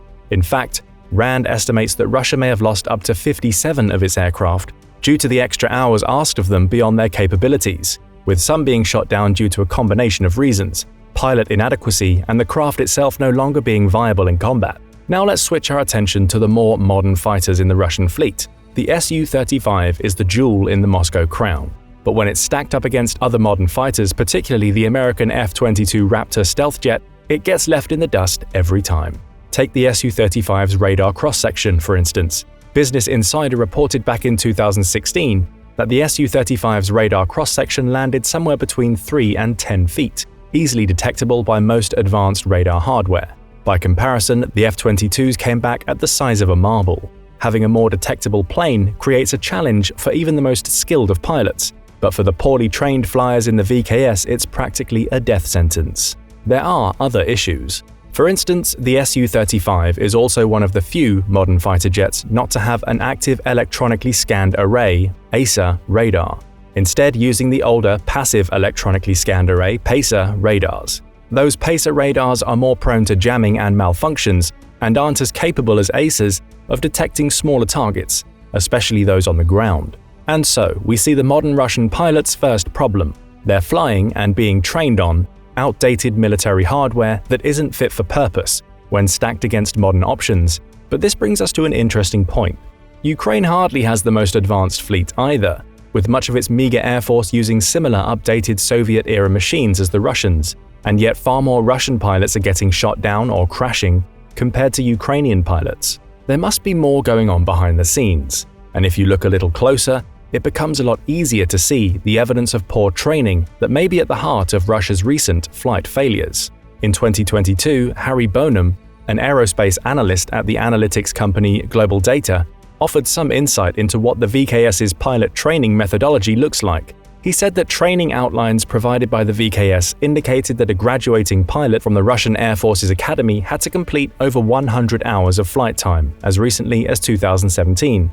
with that number only increasing to over 120 hours in recent years. By comparison, he points out that the average Western pilot will notch between 180 and 240 flight hours under their belt before they head out into the field, up to double the flight time amassed by a supposedly qualified Russian equivalent. Perhaps we see a link between Russian training methods and the deteriorating state of its air fleet here. Remember that RAND points out a large portion of the VKS's fleet is outdated to the point where some of its planes are hitting the end of their lives as the conflict goes on, reducing Russian air strength in the process. Could the lack of training hours Russian pilots undergo, at least in comparison to their Western equivalents, be blamed on the VKS essentially rationing out the flight hours the older equipment in its fleet still has available? That's speculative, but it would at least partially explain why Russian pilots are handicapped by having fewer flight hours than pilots from other nations. But what's more important is the effect that this lack of flight hours has on pilots during active operations. Bonham points out that Russian authorities are likely aware of the issues this inexperience causes, which has undermined their confidence in their ability to pull off joint operations, particularly with the SAM units their troops have on the ground. We also see a lack of confidence in Russia's failure to leverage Komeo tactics, as discussed earlier, and that, combined with logistical issues, appears to hamper Russia's ability to not only secure Ukrainian airspace, but to do so without suffering casualties. Inexperience may also come into play when it comes to Russia's scarce use of precision-guided munitions, PGMs. It's known that the VKS has access to PGMs, which can be guided to their targets using a combination of lasers and the Russian equivalent of GPS, GLONASS, and yet we've seen fairly few of these types of munitions utilized in the Ukraine conflict. We can speculate in several directions when it comes to why, with one of the more popular opinions being that Russia has failed to stockpile enough PGMs for an extended conflict, hence their need to ration the munitions. But what seems equally likely is that many of the country's pilots simply don't know how to deploy PGMs effectively. Again, the lack of training hours comes into play here, taking away a form of attack that would aid in pilot safety. How? Rather than using PGMs, the VKS has generally used dumb bombs to attack Ukrainian targets. These unguided munitions can only hit targets once the pilot achieves visual confirmation of the target's existence, which forces the pilot to fly low and steady, making them a sitting duck for anti-air attacks. And that mention of flying low brings us to another issue with Russian pilot training. Many of its pilots seem to struggle to fly low safely. An April 2023 report by the Royal United Services Institute, a think tank based in the UK, highlighted that Russia's pilots either seem to be unwilling or incapable of providing close air support to troops on the ground. Providing that support would require pilots to know how to fly safely at low altitudes, which the report says is something that many, if not most, Russian pilots simply haven't been trained to do. The report goes on to state that flying at low altitudes, especially in contested situations, isn't part of the core training that Russian pilots go through in order to earn their wings. The only ones that can are typically members of the Su-25SM Frogfoot fleet, a small part of the VKS's fleet. That lack of low-altitude training bore its most terrible fruits, at least from a Russian perspective, during the first week of March 2022.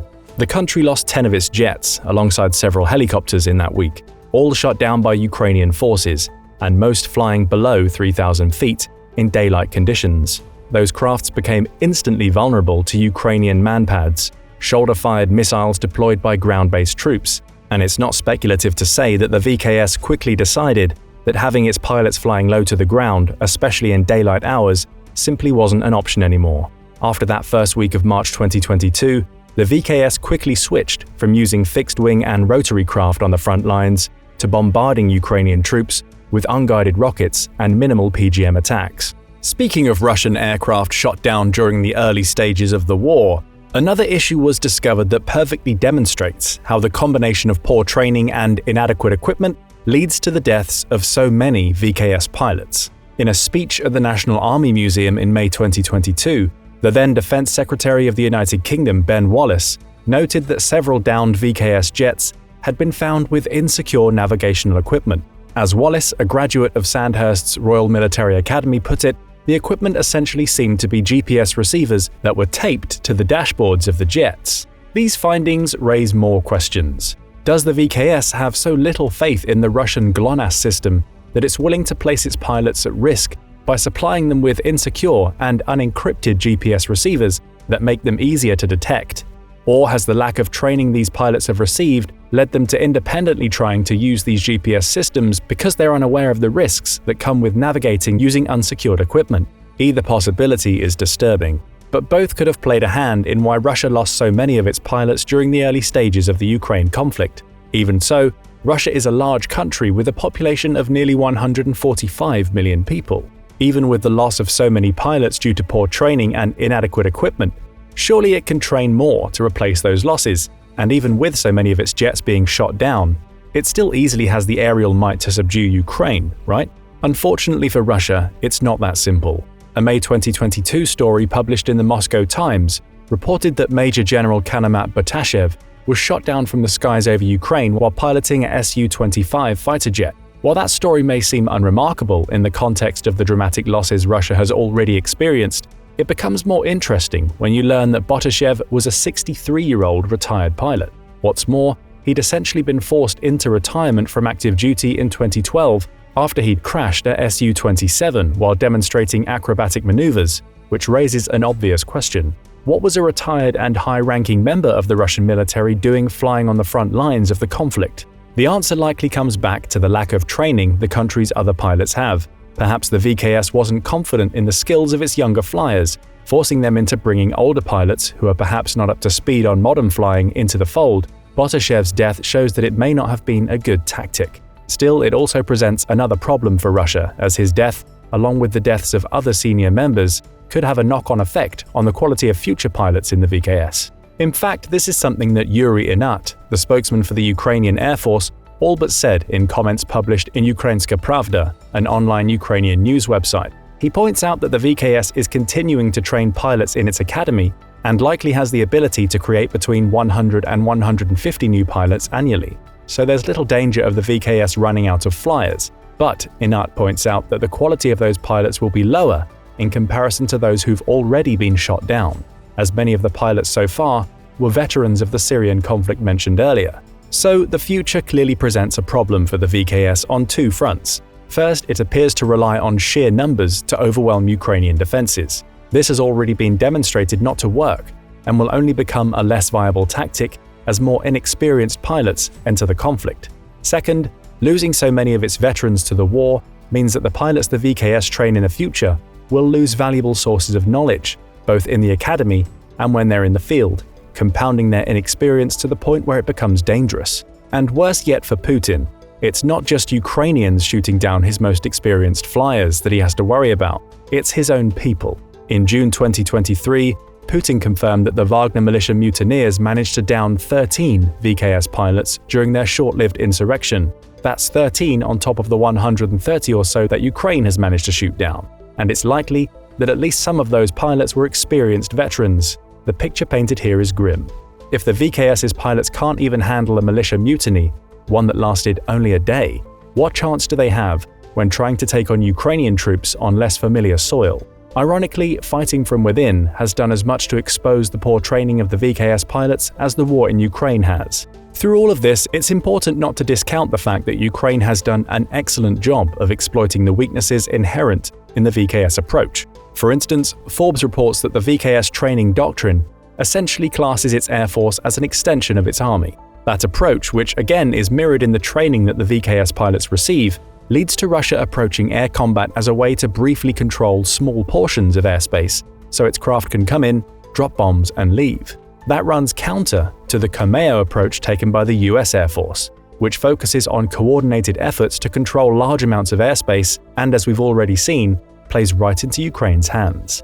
VKS pilots are trained to come in and deploy munitions, but at the same time, that tactic requires an understanding of low-altitude flight, which we've already established is an understanding many VKS pilots don't have. Ukraine has taken advantage of this lack of training in the very approach that Russia favors to down dozens of fixed-wing fighters using manpads backed by long-range defense systems, such as Tunguska and Tor. It's smart work by the Ukrainians. Knowing how Russia was likely to use its air fleet to attack, it essentially forced dozens of inexperienced pilots flying at low altitudes directly into a path of its anti-air defenses. And due, at least in part, to their lack of training, many of these pilots did not know how to avoid ground-based defenses that are hardly innovative in the theater of war.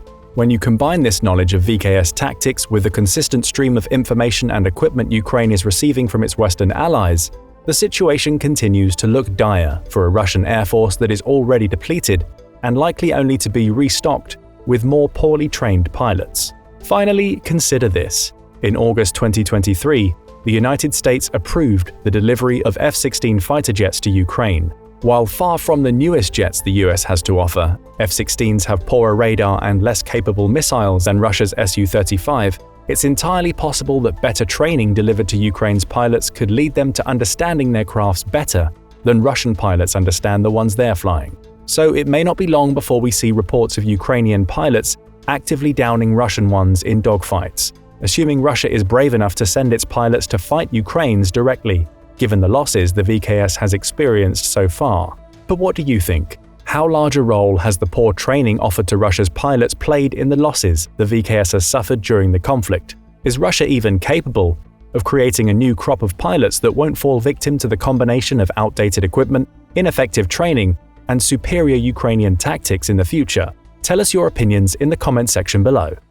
Putin is a master manipulator. He's known for making statements such as claiming that Russia is not responsible for the war in Ukraine and suggesting that both countries are sharing in the tragedy and the Russian public is buying it. What other lies is he spreading, and how is he managing to persuade more than 145 million Russian citizens to buy into his claims? One of the biggest lies Putin is guilty of is the way he plays fast and loose with the term genocide, especially when it comes to describing the Ukrainian military operations that took place in the Donetsk and Luhansk regions, collectively known as the Donbass, leading up to the invasion. According to Putin, the primary objective of the war in Ukraine has always been the demilitarization and denazification of the Ukrainian government. Ultimately, to put a stop to the genocide he claims Kyiv has been carrying out against the Russian-speaking population of the Donbass. But is a genocide actually happening?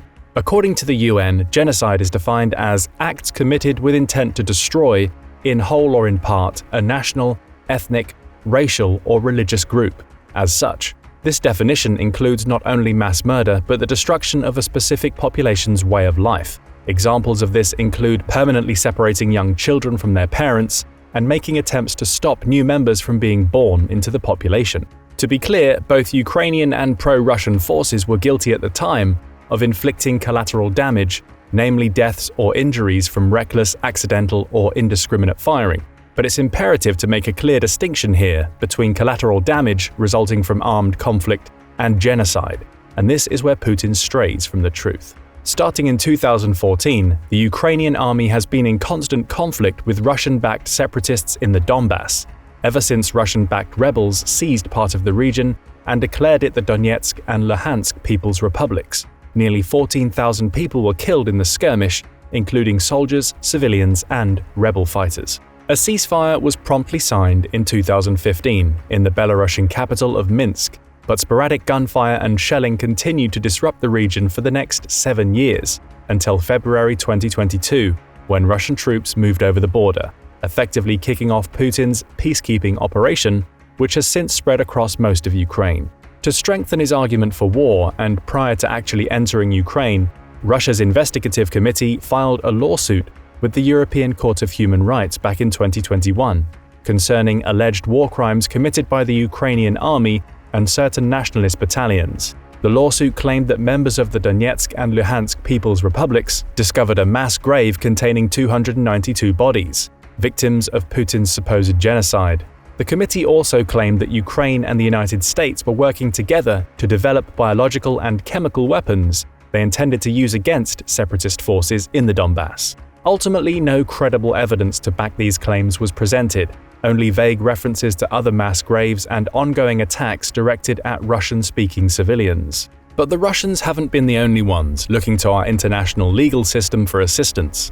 7 months after the invasion, on September 27, 2023, representatives from Kyiv effectively turned the table on Putin and urged judges at the International Court of Justice, also known as the ICJ or World Court, to go against objections put forth by the Kremlin and hear Kyiv's testimony that Moscow violated international law when they claimed the 2022 invasion was carried out to stop an alleged genocide. As one of the 6 principal organs of the United Nations, the ICJ is responsible for settling disputes between states in accordance with international law and gives advisory opinions on international legal issues. Claiming that Russia violated international law as outlined in the 1948 Genocide Convention, representatives from Kyiv have continued to seek the ICJ's protection, while Russia, on the other hand, has so far ignored the ICJ's preliminary hearing, handed down in March of 2022, which ordered a stop to all military actions. The World Court, however, has no way of enforcing this ruling. Experts do say, though, that a full ruling in Ukraine's favor, that is, if the ICJ agrees that Russia essentially carried out a false flag operation and launched their invasion under the guise of preventing further genocide, this could result in future financial compensation for Ukraine. But Putin crying genocide isn't the biggest lie he's told to justify going to war with Ukraine. During the ongoing action at the World Court, the Kremlin actually accused Zelensky, the grandson of a Holocaust survivor, of being a Nazi. It should probably be noted here that Zelensky's 5-year term as president began in 2019, with a landslide major victory over 39 other candidates, and that his Servant of the People party went on to win 254 seats in the 450-seat chamber, becoming the first majority government in the history of the modern Ukrainian state. It probably also would not hurt to mention that Ukraine today maintains a vibrant democracy, and for a brief period was the only state outside of Israel to have both a Jewish head of state and a Jewish head of government, not to mention that Zelensky himself is the grandson of a Holocaust survivor and was raised in a Jewish family. While Putin is definitely the one responsible for making these verifiably false claims of genocide and neo-Nazism, unfortunately, in some ways Ukraine's own government has helped to spread them by the adoption of a new state language law that requires Ukrainian to be used in most aspects of public life. That may sound crazy, but allow us to explain. Article 25 of the new law, which was actually put in place by former President Petro Poroshenko back in 2019 as he was leaving office, requires that print media outlets registered in Ukraine publish in Ukrainian, that publications in other languages be accompanied by an equivalent Ukrainian version, and that at least half of all content provided by distribution outlets, such as newsstands, be in Ukrainian. There are some exceptions carved out for certain languages like English and official EU languages, but not for Russian. So how does this further Putin's lies? The implementation of these new laws has been, to varying degrees, upsetting for Ukraine's Russian-speaking population, and some see this as real-world evidence that helps support Putin's more outlandish claims. Historians have pointed out, however, that Russian speakers currently living in Ukraine have far more freedom than they could expect were they living in Russia, where, among manifestations of state oppression, any form of political dissent is swiftly suppressed. This all makes the labeling Zelensky and his party as Nazis quite the stretch, especially when we take into consideration Putin's recent anti-Semitic rant on Russian television. Western powers, Putin said, only installed Zelensky as the president of modern Ukraine to cover up the current glorification of Nazism that's happening there. During his rant, Putin also made several arguably derogatory references to Zelensky's Jewish heritage, a somewhat regular occurrence since the launch of the invasion. But Ukraine's state language law isn't the only self-imposed problem they're facing. Complicating the entire issue significantly, however, and only serving to amplify Putin's cries of Nazism within the Ukrainian government, has been the ongoing controversy surrounding Ukraine's use of the so-called Azov Battalion. While the Azov Battalion does represent only a tiny fraction of Ukraine's defense forces, around 900 combatants, members of the battalion have been known to wear black fatigues, display Nazi tattoos, and go into battle with hand-drawn swastikas on their helmets. Further complicating the matter, largely due to their success in battle, the battalion was officially absorbed into the Ukrainian National Guard in November of 2014. Former President Poroshenko even called them some of Ukraine's best warriors and best volunteers. Coming to their own defense, the battalion insisted that the symbol they fought under is simply an N and an I, which stands for National Idea, while in actuality the symbol is clearly a tilted version of the Wolfsangel, borrowed from the Third Reich's 2nd SS Panzer Division Das Reich. The Azov Battalion's choice of insignia, unfortunately, is not the most controversial thing about them. They have been accused by no less than the Office of the United Nations High Commissioner for Human Rights of engaging in various war crimes, including torture, looting, and unlawful detention of civilians. In the wake of these and other disturbing accusations, they were removed from serving on the front lines in August 2015, while ongoing concerns in the United States prompted House Democrats to petition for the battalion to be classified as a foreign terrorist organization. Clearly, anything and everything to do with the Azov Battalion looks bad for Ukraine, but the organization's existence and contribution to the fight against Russian separatists, which ended years prior to the Russian invasion, doesn't justify a single one of Putin's claims, especially those related to Ukraine's right to exist at all as an independent country. But we haven't even gotten to some of Putin's biggest lies of all yet. During his address to the nation back in February 2022, Putin explicitly denied the validity of Ukraine's long-established statehood, claiming that modern Ukraine is actually a Soviet republic that was carved from Russian land by Vladimir Lenin, then supplemented with more land by Joseph Stalin following the Second World War. After a referendum in 1991, during which 92.3% of voters said they prefer Ukraine to be independent rather than remaining tied to the collapsing Soviet Union, the country achieved its independence, a breakup Putin took poorly and would much later describe as worse than a mistake. According to many Western analysts, however, Putin's revisionist history of Ukraine is an obvious mischaracterization, if not an outright lie, intended solely to justify his more recent aggressive actions. Many Ukrainians, too, have been happy to point out that Kyiv, with its own distinct language and customs, was founded hundreds of years before Moscow, and that a strong sense of Ukrainian nationalism has been alive and well for at least the last century, a sense that has only been inflamed by Putin's attempt to delegitimize their claim as a sovereign nation. In fact, the majority of Ukrainians have been less than enchanted with Russia for some time now, at least according to a public opinion survey conducted in November of 2021. According to the survey, which included all of Ukraine save for the occupied territories of Crimea, Donetsk, and Luhansk, 58% of Ukrainians stated that they would rather join an international economic union with the EU if they could only join one, compared to just 21% who were in favor of joining a customs union with Russia, Belarus, and Kazakhstan. And if a referendum were held on potentially joining NATO, the majority of Ukrainians also stated they would opt to join. Ultimately, it looks as though Putin's fiery State of the Nation address, along with his other more recent, yet less intelligible tirades, may have failed to convince Ukrainians of the benefits of Moscow's patronage, and instead revealed the Russian president to a broader international community as the bully many of Russia's neighboring nations have already come to know. Even more recently, the Kremlin, in an act of seeming desperation, perhaps frustrated by Ukraine's hesitancy to come back into the fold, appears to have adopted the age-old strategy of blame it on the nukes. During a Geneva conference on disarmament in March of 2022, Russian Foreign Minister Sergei Lavrov claimed that Ukraine had been seeking to acquire nuclear weapons, and that this was a real danger to neighboring countries, as well as a threat to international security that required Russia to respond. This argument appears to be at best quite thin, especially given that Ukraine was once the third largest nuclear power in the world, but instead opted for total denuclearization.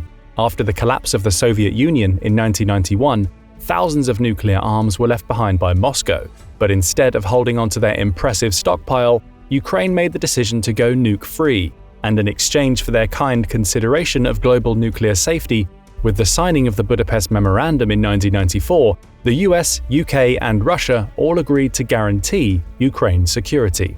However, now that they are under attack, it seems to be up to the international community, especially the signers of the Budapest Memorandum, to keep Ukraine from regretting that decision. In times like these, one could argue, it's important to keep your friends close. Which could be why, after they'd been asking for months, President Biden finally decided to supply Ukraine with long-range Army Tactical Missile Systems, or ATACMS. Fired from a mobile launcher, a missile from an ATACMS can hit a target up to 300 kilometers away, which should allow Ukrainian forces to strike far behind the front lines, an invaluable advantage as winter approaches and troop movements become increasingly difficult. With a limited stockpile of their own, though, and mounting concerns that Russia might go on to accuse Washington of purposefully escalating the conflict, the US held out on handing over these highly valuable weapon systems for as long as it could. As part of the deal, though, Ukraine had to promise not to launch attacks on Russian territory, leaving potential targets for the new missile systems limited to command headquarters, weapons depots, railways, and other supply networks inside Ukraine. With casualties mounting on both sides and the overall advantage shifting back and forth, it's certainly been a long half year for Ukrainians and Russians alike. So we need to ask, how did we get here? Long ago, back in December of 2021, when 100,000 Russian troops were merely advancing toward the Ukrainian border, Putin sent the United States a list of demands that would absolutely need to be met in order to defuse the situation. Among them was a binding agreement that Ukraine would never be allowed to become a member of NATO. He also wanted all NATO troops and weapons removed from the 14 Eastern European countries that had joined the alliance since 1997. Ultimately, his demands were not met, but it could certainly also be said that Putin's long, distrustful history with NATO is partially responsible for the situation we're in now. There seems to be a lingering belief in Moscow that the West tricked the former Soviet Union by breaking promises made in 1989 and 1990 at the end of the Cold War, prompting Putin to accuse the West of going back on its assurances that NATO would not expand to the east, ultimately shattering this alleged agreement. The agreement Putin is referring to was largely based on verbal commitments made by former US Secretary of State James Baker, serving under former President George H.W. Bush, as well as a treaty signed on September 12, 1990, that outlined restrictions on NATO troop operations in the territory that makes up former East Germany. Putin has claimed that Secretary Baker, in a discussion on February 9, 1990, with infamous Soviet leader Mikhail Gorbachev, promised that if Russia accepted Germany's unification, NATO would not expand to the east. The final agreement, however, that was actually signed by Russia and the US later that year in September, only applied to Germany, and stated only that the NATO troops would be allowed to cross the old Cold War line marked by East Germany, and only at the discretion of the German government. 6 years later, in 1997, when it came to sign the NATO-Russia Founding Act, a treaty intended to finally establish a relationship between the alliance and Russia, Russia's Foreign Minister Yevgeny Primakov again raised the issue of Secretary Baker's empty promises. It didn't help matters either that despite Russia presenting itself throughout the process as a potential NATO member, the US never saw this as a reality but only a fantasy. Washington concluded without directly saying so that had the potential to paralyze the alliance. At the time, Russia's economy and political landscape were in a shambles, which led their wavering openness to NATO's expansion to teeter back and forth, depending largely on the level of financial support provided by the US or Germany. Monetary contributions that typically went missing as soon as they were transferred, but neither Russia, the US nor Germany ever described as bribes. In the decades to follow, Putin has claimed that the West has continued to ignore Russia's adamant demands that NATO, 1. Not extend their reach to Ukraine or any other ex-Soviet nation, 2. Not deploy any offensive weapons near Russia, and 3. Scale back its overall presence in Eastern Europe. And Putin, at least in terms of NATO's ongoing expansion, isn't wrong. Currently, there are American and British military advisors serving in Ukraine. There are US missile defense systems located in both Poland and Romania, and NATO troops continue to conduct exercises in the former Soviet Union countries of Estonia, Latvia, and Lithuania. Putin has said a great many things, making it difficult to discern what might be anything other than fiery gibberish, but he did warn the West that if his demands were ignored, he would consider it a violation of their obligation to ensure the security of all nations. He did warn that if Ukraine moved to join NATO, he would grow deeply concerned about the possibility of Ukraine mobilizing to take back control of the Russian-annexed Crimean Peninsula, as well as regions in the east controlled by Russia-backed separatists. Putin also claimed, however, that the US was asking Ukraine to contain Russia and draw the country into a military conflict, which would then force its European allies to respond, primarily through sanctions. And if that didn't work, the US would try to tempt Ukraine into joining NATO, so it could deploy offensive weapons near the Russian border. Then the US would encourage Ukrainian nationalists to forcefully reclaim the Crimea and rebel-held regions in the east, giving the Kremlin no choice but to defend itself. It's clear that we're now living in an age where misinformation can be weaponized, and that purposefully generating and spreading false or misleading information can not only harm individuals but ruin companies, disrupt economies, destabilize nations, and even lead to an all-out war. Putin's continued efforts to mislead both the Russian people and wider international community have resulted in a war in Ukraine. But as time goes on, and his claims become more and more untethered from reality, perhaps a time will come when even the most pro-Putin supporter will be left to wonder whether the Russian president is telling them the whole truth. But what do you think? How harmful are Putin's lies? And how long will he manage to keep the Russian public fooled? Let us know in the comments, and don't forget to subscribe for more military analysis from military experts.